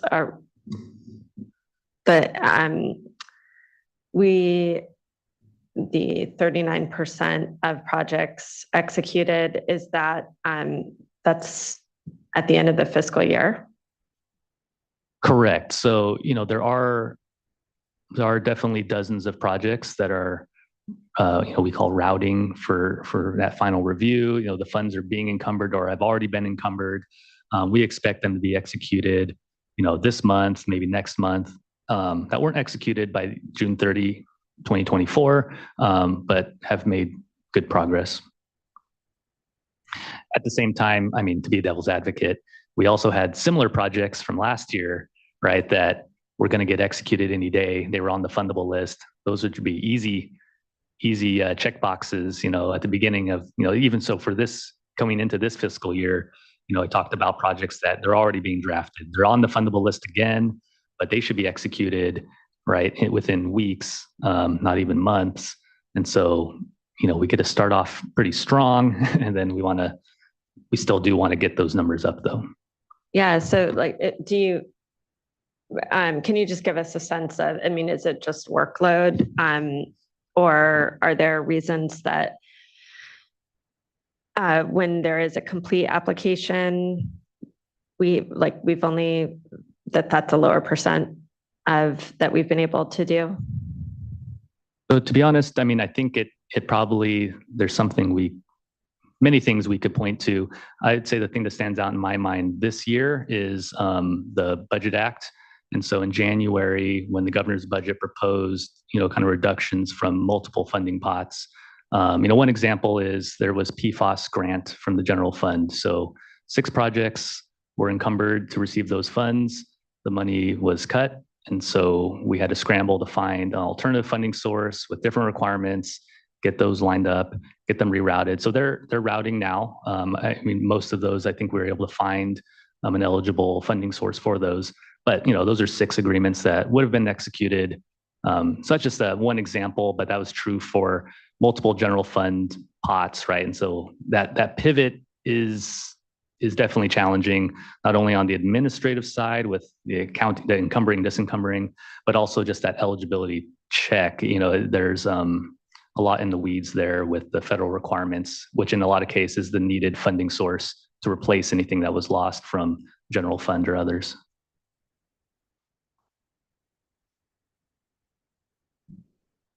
But, I will also say that last year, when we started the year thinking we had much more funding than we ended up with. And so we were adding, every small disadvantaged community that had a complete application was added to the fundable list, right? And so now we're seeing that, well, we really don't want to do that this year because we know not everyone, if we were to do that, not everyone would be able to receive a executed financing agreement. So it's those sorts of dynamics as well that, we want to be a little bit better about, what's on the fundable list can get executed. Again, I would say that's more due to the Budget Act changes than poor planning or anything. Yeah, and I mean, I wouldn't want to not allow them to get on the fundable list. I would think we'd want to just maybe refine our metrics a little bit so that if a project gets on a fundable list within, that we're not like a month before the deadline, that's not making our percentages look really bad, but we wouldn't want to not have them be able to get on the fundable list. So I think maybe just continuing to refine these to reflect, really the performance indicators that we're trying to reflect in terms of, are we able to move projects quickly that are ready to go, which I know is what staff is focused on and doing, but it's always a challenge to figure out how to define those indicators just right to be able to reflect that. But then we don't want to keep projects off the list if it's going to affect their eligibility for other things. So, yeah.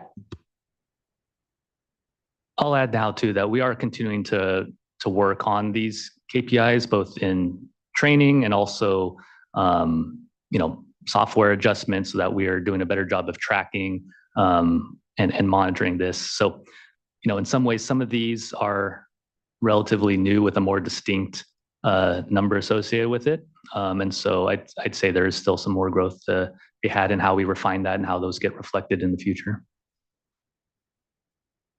Yeah, Board Member Firestone. So part of what I hear in your question is like trying to dig deeper into the why, right? It's like, well, why is that number or that number? So we definitely need to do that. The fiscal year just ended. So we want to make sure when we update the numbers. I do think, like Mike was saying, there are a couple things. One is partway through the last fiscal year, we pivoted to making sure we are prioritizing the A through C projects, right? Because we were realizing these projects were coming in at really high cost. So that's part of it, which I know a number of folks were disappointed as we pivoted away from their projects that were of lower priority, but it also meant we lost momentum on those. The other thing that, as I was looking at this, that we don't, that's not reflected in our workload, but is a huge workload, is about probably about 75% of like the agreements we execute are actually amendments to previous agreements. Oh. So there's this huge workload, even if it's not always about more budget, it often is. But a lot of these projects run into delays, and we have to process an amendment to adjust for that. So there's some of those really important administrative things, right? I mean, our project managers are reviewing those requests for amendments. They're reviewing those requests for increased budget. Our analysts are working and processing those, and they prioritize those because when we have an amendment to an agreement, there's a pause in the disbursement of funds. So we really try to prioritize that so there's not much of a pause, especially for the small disadvantaged communities, because they don't have that cash flow. So I think that's another one of those indicators that is not reflected up here, but is actually a huge part of the work that we do. I also, I'll just say, I really appreciate the transparency and tracking here. And I think it's, a reflection of all the focus that DFA has been doing on, continuing to accelerate our processes and improve our funding processes. And I would be interested, as we, not quite sure what the right timing would be, if it's as soon as, when we're adopting this, or if it's later in the year, but I would really love to get kind of an update on the process improvements and indicators and what we're seeing on funding. I think there's just been a lot done. It's a good time to be able to dig in to understand that. I know it's a sort of theme that we've been trying to make sure that we're getting both, our processes and the applicants to be moving as quickly as possible and avoiding delays. So we've put some time limits on the applicants as well on things to get things resolved, so we can keep things moving. But identifying what to do to help bring these percentages up. It'd be great to hear more reflection after you've had more time to dig in. Thanks.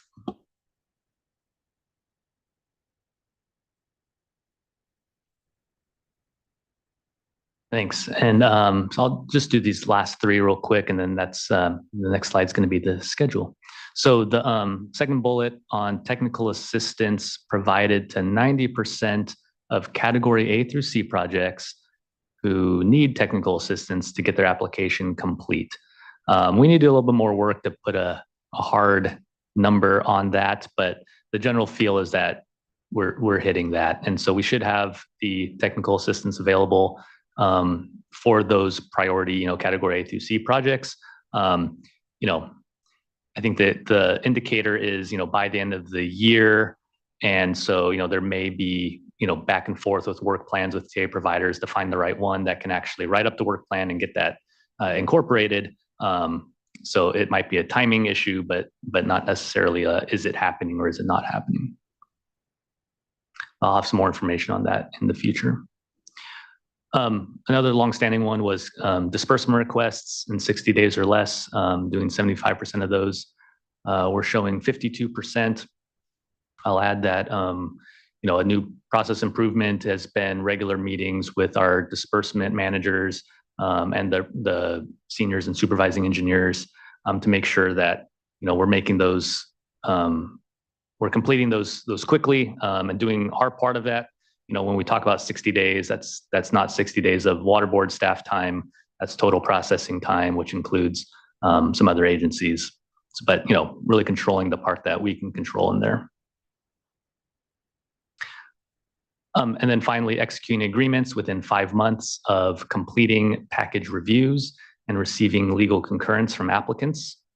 Again, I think this one's pretty impacted by the fund shifts that we experienced this year. Because, at the time that we have everything complete, what I've seen is we're processing those, on a pretty tight schedule. One thing that I do think we could improve on is the communications, mostly for loans. But once we issue an agreement, there are plenty of applicants that can take multiple months to sign and return. They have their own board meetings and city council meetings that they want to attend to, but trying to find the ways that we can do those actions in parallel as much as possible, right? So that when we send it to them, they can return that quickly and get that thing moving. Next slide, please. So public comments are due, written comments are due on July 24th, the same day as the fund expenditure plan. Thank you, Courtney. That was the goal, I know. And then we will be back before you on August 20th, preferably, to adopt, hopefully the same day as the fund expenditure plan, to continue at synergy. And then, we can just continue monitoring so we can meet those KPIs by next year. And with that, if any questions from you all, thank you. Many thanks. Really appreciate, again, just the robust work on this, especially given the number of funding pots that we have. I know it's a lot to keep straight, and ultimately appreciate as well that we don't leave it to applicants to figure out which pot best works for them.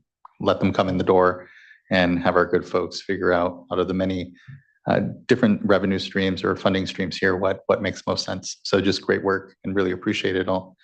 Looking to fellow board colleagues, if there is any further question here off the bat, we have about 7 commenters we can get to then otherwise.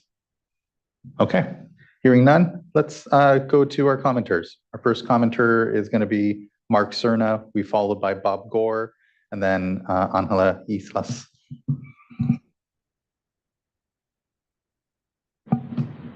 Oh, you're still on mute. Apologies. You should be invited to unmute, Mr. Cerna. Here you are. Okay. Good afternoon. How about that? Works well. We can hear you. Chair Esquivel, members of the Water Board, staff, and members of the public. My name is Mark Cerna. I'm the Chief Engineer and Assistant General Manager for South Coast Water District. So thank you very much for the opportunity to speak briefly about our Doheny Ocean Desalination Project. And we respectfully request that the board include the Doheny project on the Drinking Water State Revolving Fund IUP fundable list for fiscal year 24-25. I'd also like to thank the Water Board staff members, Michael Downey, Win Trin Lee, and John Paul Blanco for the efforts they've made to get us to this point and to support this important project for the state. They've been outstanding to work with. So for the past 20 years, our agency, along with our supporters like the Municipal Water District of Orange County, have been planning, testing, and diligently laying the groundwork for the Doheny project. So being placed on the IUP fundable list represents another critical milestone in our pursuit of enhancing water supply reliability for our customers and the region.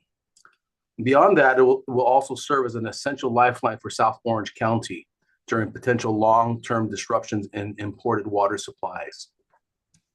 With both local and regional partners planned to benefit from this project, we are not only working to enhance water supply reliability, but also promoting the development of ocean desalination as a sustainable solution in geographical areas that make sense, setting a precedent for innovative water sourcing in the region. Although the Doheny project at 5 million gallons per day is small in scale, it will meet local water supply needs while also providing unique partnership opportunities with regional water agencies and California state parks. Partnering with state parks will allow our project to implement innovative subsurface slant well intake facilities at Doheny State Beach, while at the same time modernizing state park campgrounds and increasing public access to popular beaches and recreational areas. South Coast has successfully secured all necessary permits and approvals from the Regional Water Quality Control Board, State Lands Commission, and California Coastal Commission, allowing this project to move forward. We currently plan to award a progressive design build operate contract next month, bringing us one step closer to realizing the Doheny project's potential. So thank you for your time and consideration, and I'm available to answer any questions you may have. Thank you, Mr. Cerna. Appreciate your time here and addressing the board and being part of today's IUP discussion and for the leadership around this project. Thank you. Next, I'd like to call up Bob Gore. Robert Gore from the Gualco Group on behalf of the South Coast Water District. Mr. Cerna hit all the highlights. This plan does, though, meet the state's ocean plan.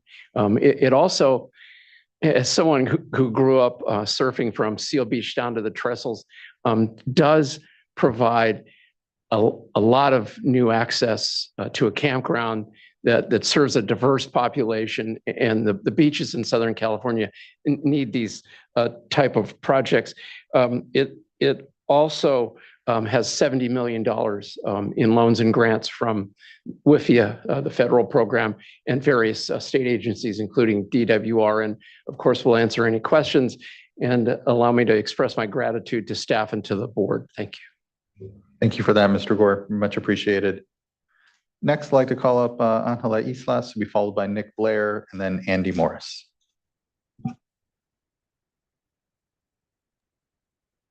Right.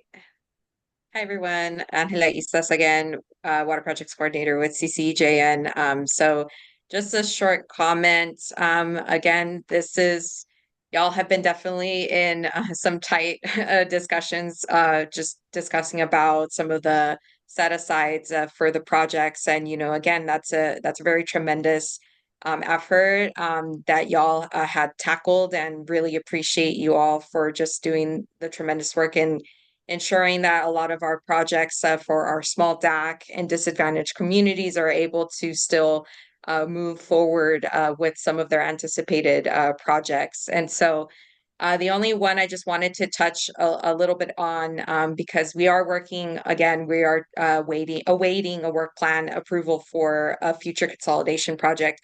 It's unfortunate to see that consolidation incentives were reduced for this fiscal year. And so, this is a complication where, we definitely want to see more support for consolidation projects, but also, as mentioned in my previous comment, there definitely needs to be more support on domestic well consolidations, because again, those are really tough. Those can get really complicated. There's a lot of challenges that come in between with getting domestic wells to fully get connected to a new water system.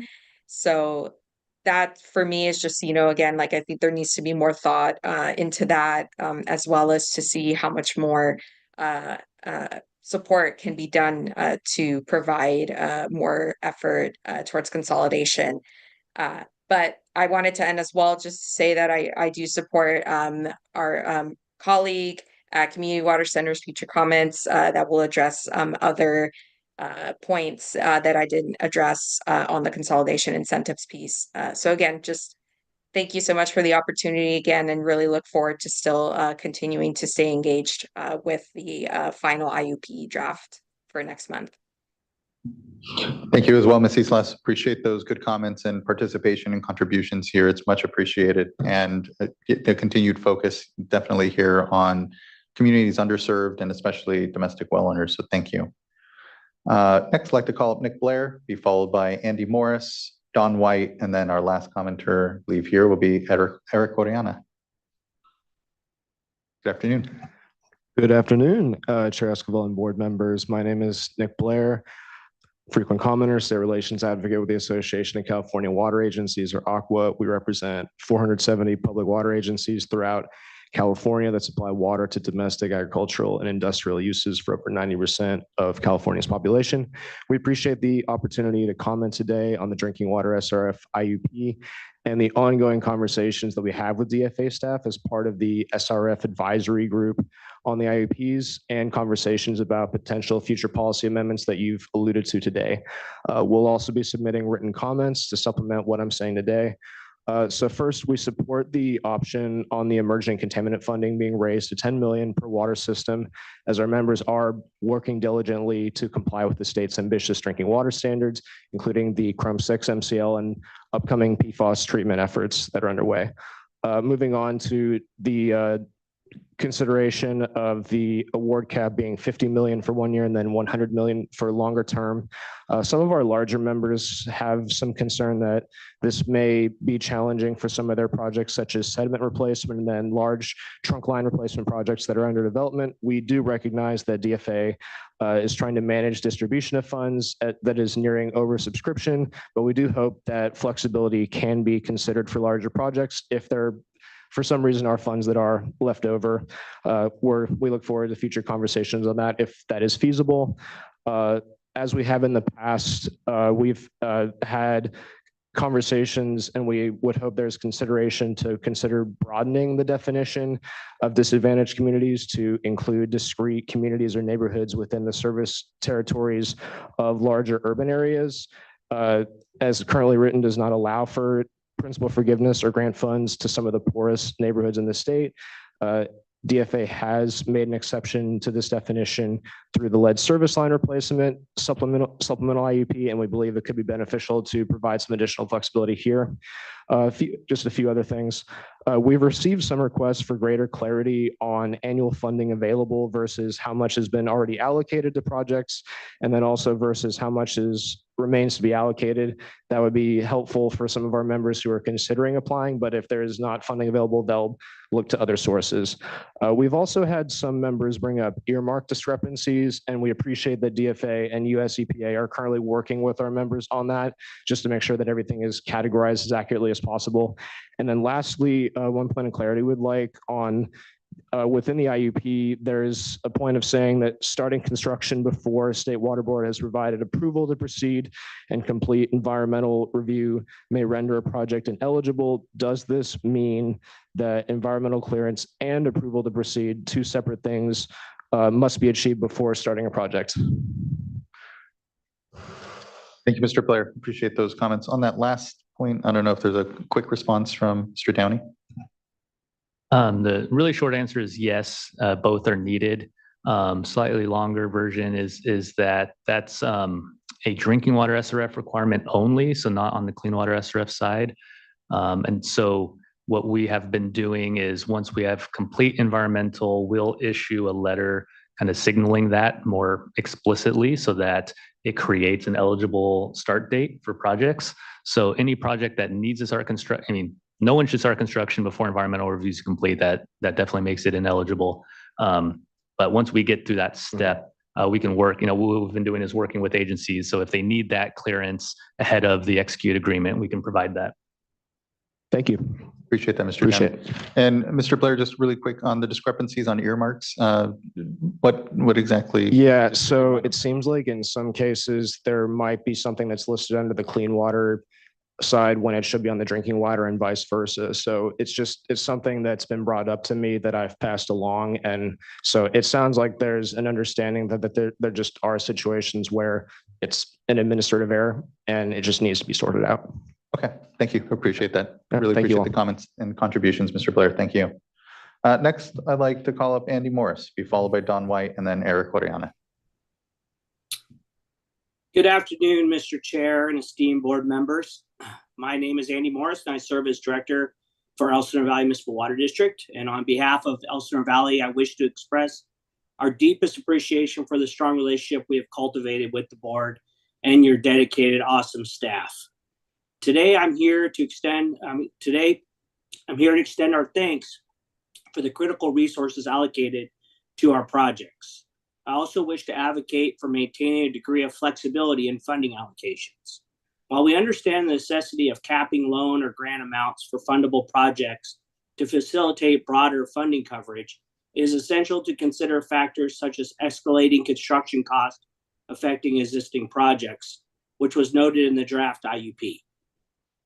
The draft IUP rightly emphasizes that the deputy director should continue evaluating the DWRSF's capacity to finance these increased loan or grant amounts for existing projects before approving loan augmentations and adding new projects to the fundable list. Allowing for flexibility in funding levels would enable agencies like ours to navigate cost increases due to various factors beyond our control. Moreover, such flexibility would facilitate reallocating funds, and some fundable entities are unable to utilize their allocated funds. In summary, this passage outlines guidelines for managing and allocating funds from the DWSRF, emphasizing financial responsibility, flexibility in funding allocations, and proactive management of project costs in the face of potential increases. It highlights the importance of strategic use of funds to ensure ongoing support for water infrastructure projects. Additionally, as outlined in the draft IUP, California anticipates receiving a little over $15 million for fiscal year 24 through the CWSRF emerging contaminants funding as appropriated by the bipartisan infrastructure law. The State Water Board has proposed transferring the entire CWRSF emerging contaminant capitalization grant to the Drinking Water Revolving Fund. We fully endorse this proposal and support raising the funding threshold to $10 million per water system that applied previously, as outlined in the Emergency Contaminant Supplemental Intended Use Plan. We also support the increased maximum principal forgiveness and/or grant for emergency contaminant projects. PFAS is a significant concern for Elsinore Valley, and we have significant funding needs to meet the EPA regulations. For the purpose of the DWSRF funding, disadvantaged community means the entire service area of the community water system or community therein in which the median household income is less than 80% of the statewide annual MHI. For the purposes of state grant funding, disadvantaged community means a community with an annual MHI that is less than 80% of the statewide annual MHI. EVMWD has 1/3 of its parcels in disadvantaged communities, but under this definition, we will not qualify for funding because the entire district is not considered disadvantaged. We ask for some flexibility with DAC funding thresholds and that the deputy director have the ability to examine the need of a district and balance it with the thresholds required for DACs. Also regarding the BABA that was discussed in the staff presentation earlier, if we could also get some information and clarity on BABA equivalent projects and waivers would be helpful, as BABA will raise the cost for our projects. In conclusion, we're grateful for our ongoing support and urge continued collaboration to ensure these critical water and sewer projects proceed effectively. Affordability is a priority for me and EVMWD, and with the compounding regulations and increased costs, water and sewer service are on the rise. It is critical for districts like ours to have access to funds to support the needs of our service area. Being only 35% built out means we need to fund the infrastructure to support the expected growth and to support the increased housing needs of California, but it can't be on the backs of those that can least afford it. Thank you so much for your attention and consideration. Thank you as well, Mr. Morris. Appreciate the constructive comments here and feedback and contributions to all of this work. Much thanks. Next, I'd like to call up Don White, be followed by Eric Oriana.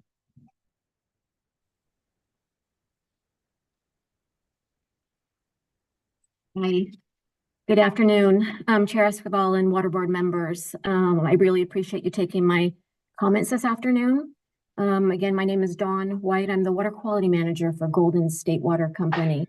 My comments are also on behalf of the California Water Association.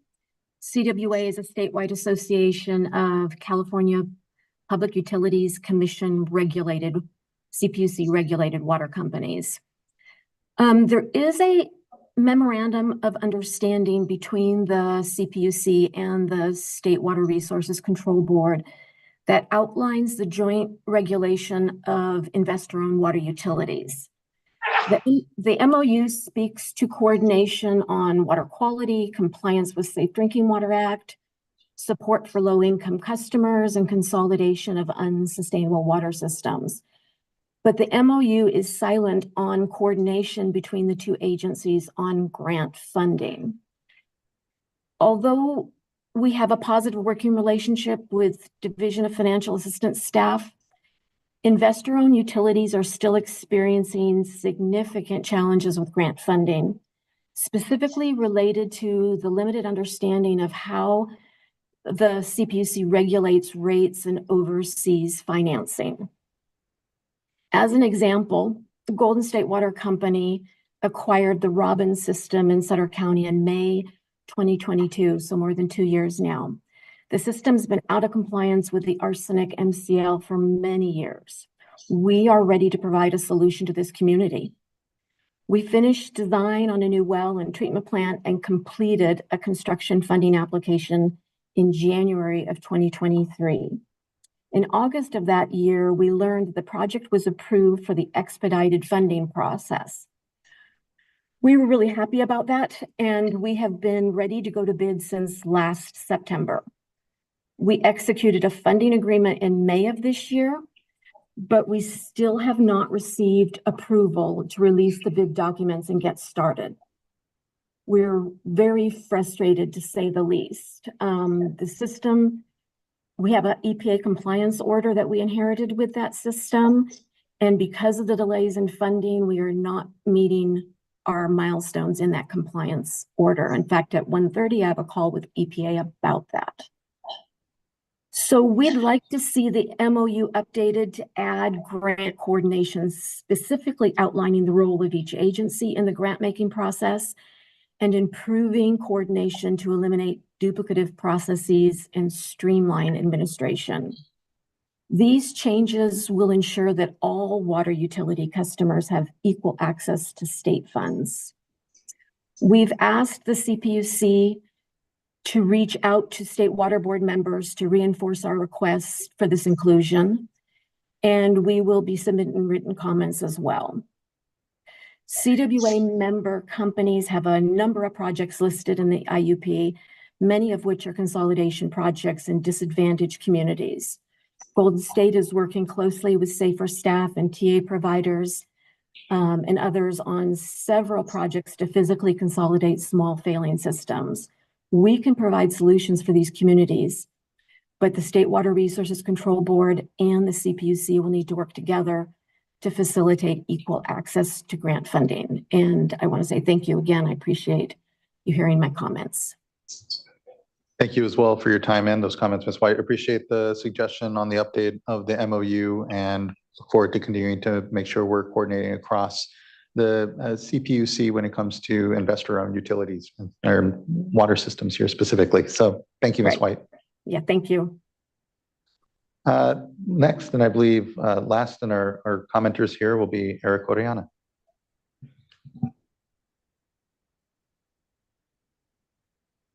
Thank you, Chairman and board members, again for the opportunity to share comments. This is a bit of a continuation of the previous mention of prioritization for domestic wells. So we're working on a number of communities and outreach to these communities to, one, connect them to interim water resources, but then also look at long-term solutions for consolidation. And one of the challenges we've ran into is the $60,000 per connection threshold for the intended use plan. And so wanted to, one, call attention to the increased cost for these types of projects and request that a separate category be developed for domestic well projects. In the case that the board goes forward with some of the scenarios that were outlined in FEP's presentation, it would be important to have a different category outlined for domestic well projects.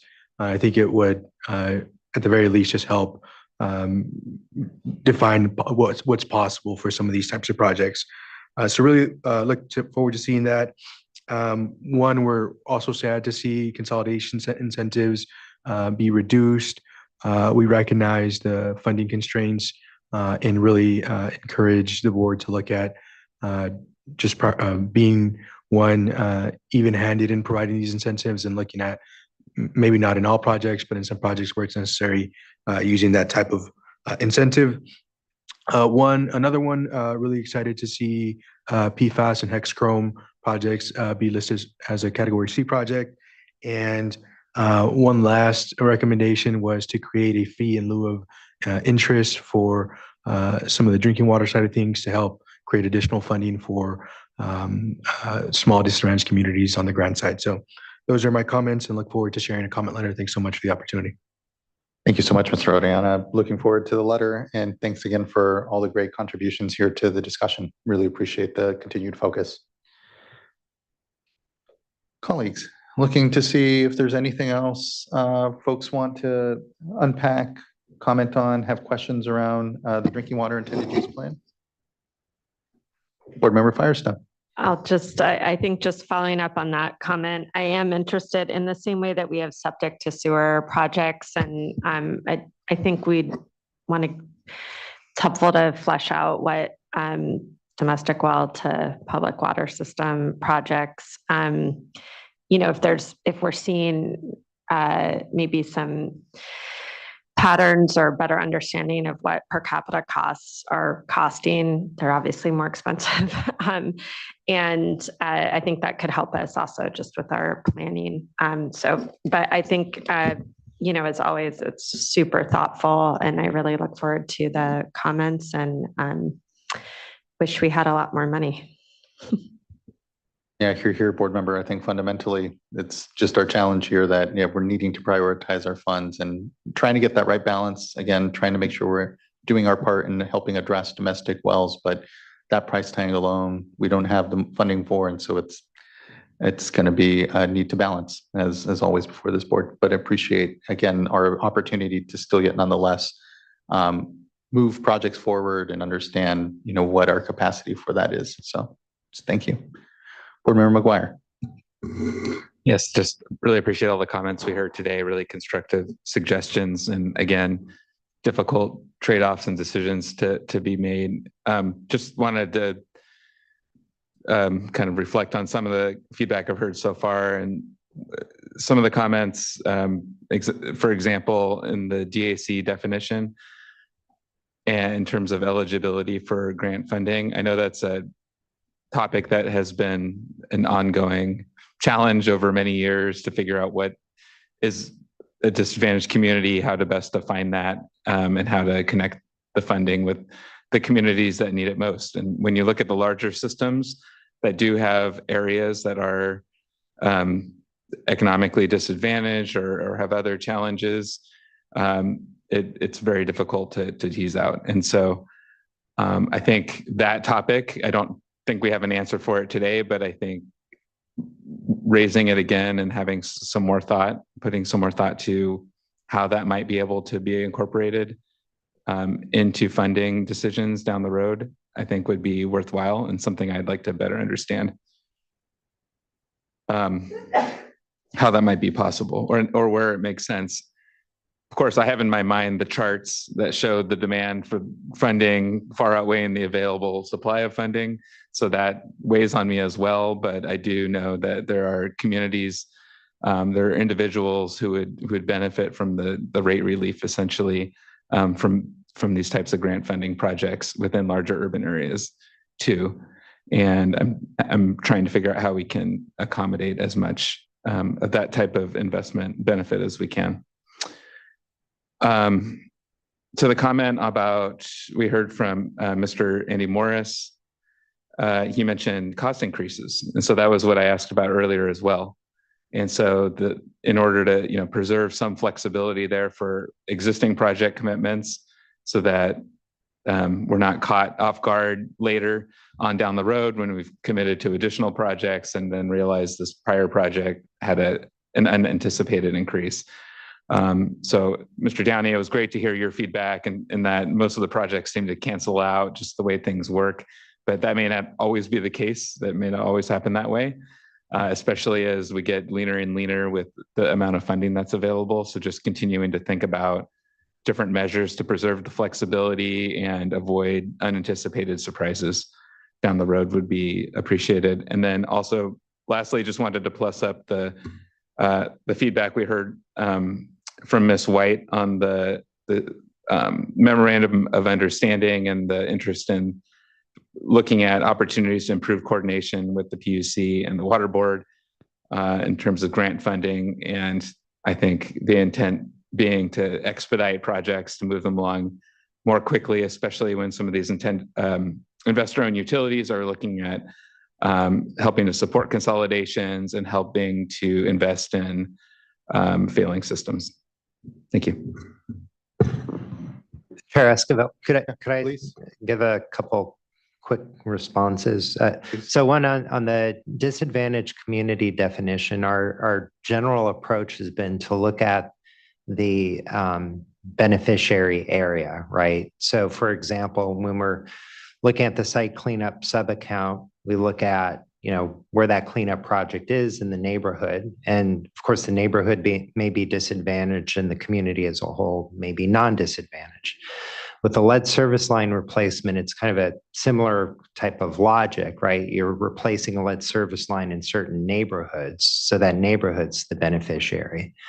The challenge when we're looking at potentially providing grant funding in a non-DAC that has disadvantaged communities is the benefits are distributed to the whole system, right? It's like, yeah, the project may be in that neighborhood, but the benefits in terms of cost savings and everything else accrue to everyone in the community. So that's kind of the way we've been looking at things traditionally. And that also extends to like our groundwater cleanup program, with the problem groundwater program, same sort of logic where a lot of times, the cleanup effort is actually in a disadvantaged community, but the benefits are to a larger community that's non-disadvantaged. And then I did want to just mention, CWA had reached out to myself and DDW, and we met with them recently. And so we've agreed we're going to have sort of a small work group. I think Dawn is going to be a member of that, as well as some other folks to brainstorm how to, expedite, streamline, make sure we're not duplicating efforts of our sister agency in terms of our reviews. So we plan to have those conversations after everybody stops going on vacation during the summer. So I really appreciate that, Mr. Kurkowski. Other board colleagues with any comments? All right, seeing none. Again, this is a workshop, so no decision point at this moment. Looking forward to everyone's letters and appreciate everyone's comments that here contributed to today's discussion. And importantly, you all for the great work on the IUP. So much appreciated. All right, that wraps up item number 6, brings us to our last item of the day, which is board member reports. I can kick us off. Last week, I was at the California Council of Environmental and Economic Balance convening. I spoke there on Thursday morning. Additionally, then spoke and attended our Safe and Affordable Fund and Safer Advisory Group, which was really great convening, real great discussion. Was appreciative of the advisory group's continued contributions to the program, and importantly, the robust discussion that was had and acknowledgement that we are 5 years into a 10-year commitment so far and have a lot of good progress to show, but still have, as we've discussed here today, a lot of work to do. So glad to have been able to attend and participate in those two things. Looking to fellow board colleagues for any other reports. Vice Chair. I'll jump in because I attended the same event at SEEB and spoke on a panel with Carla Nemeth, Assemblywoman Pappin, Sean from Coastkeeper, and it's escaping me. Kyle Jones, Clean Water Center. It was a discussion about water resilience, and the thing I enjoyed about the panel is that I spoke on the exact same topic the year before, and I brought back my notes and was able to report on check. There were quite a few things that we were able to check off, and so that was just really exciting. And you could see the excitement in the room and the shared interest in moving forward to the next steps. And John Bishop also spoke a panel on PFAS, and he came in and kind of helped me out on some questions that I wasn't able to answer. Great, thank you, Vice Chair. Board Member Morgan. I do not have anything to report. Great. Board Member McGuire. No report. I attended virtually the advisory group meeting for SAFER, but I think already covered some of the big themes. And I look forward to attending the wastewater needs assessment advisory group coming up soon. So. Thank you. I know I'll be joining virtually myself as well, and we'll have opening remarks actually from Board Member Morgan. So it'll be, it's an exciting project. Glad we're going to be having convening there. Okay, we will next move into closed session before we actually close out our meeting. The closed session will just be on the sites project here. I think it will be meeting for about 30 minutes. Board members, you want to grab lunch before we have that 30-minute meeting? So I'm seeing nods of yes. Yes, So- please.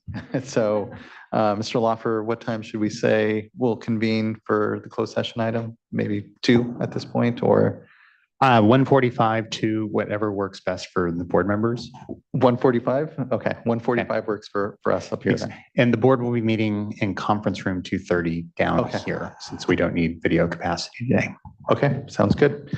Until then, we'll close out, and then we'll see folks here at our next regularly scheduled board meeting. We will have a special meeting up in Lake Tahoe these next couple of days, just going over board priorities. No decisions will be made. We're not going to be making decisions on any of our actual items. But again, just thank you for everyone, their contributions in today's board meeting, and look forward to seeing you all very soon. Be safe, be well. See you.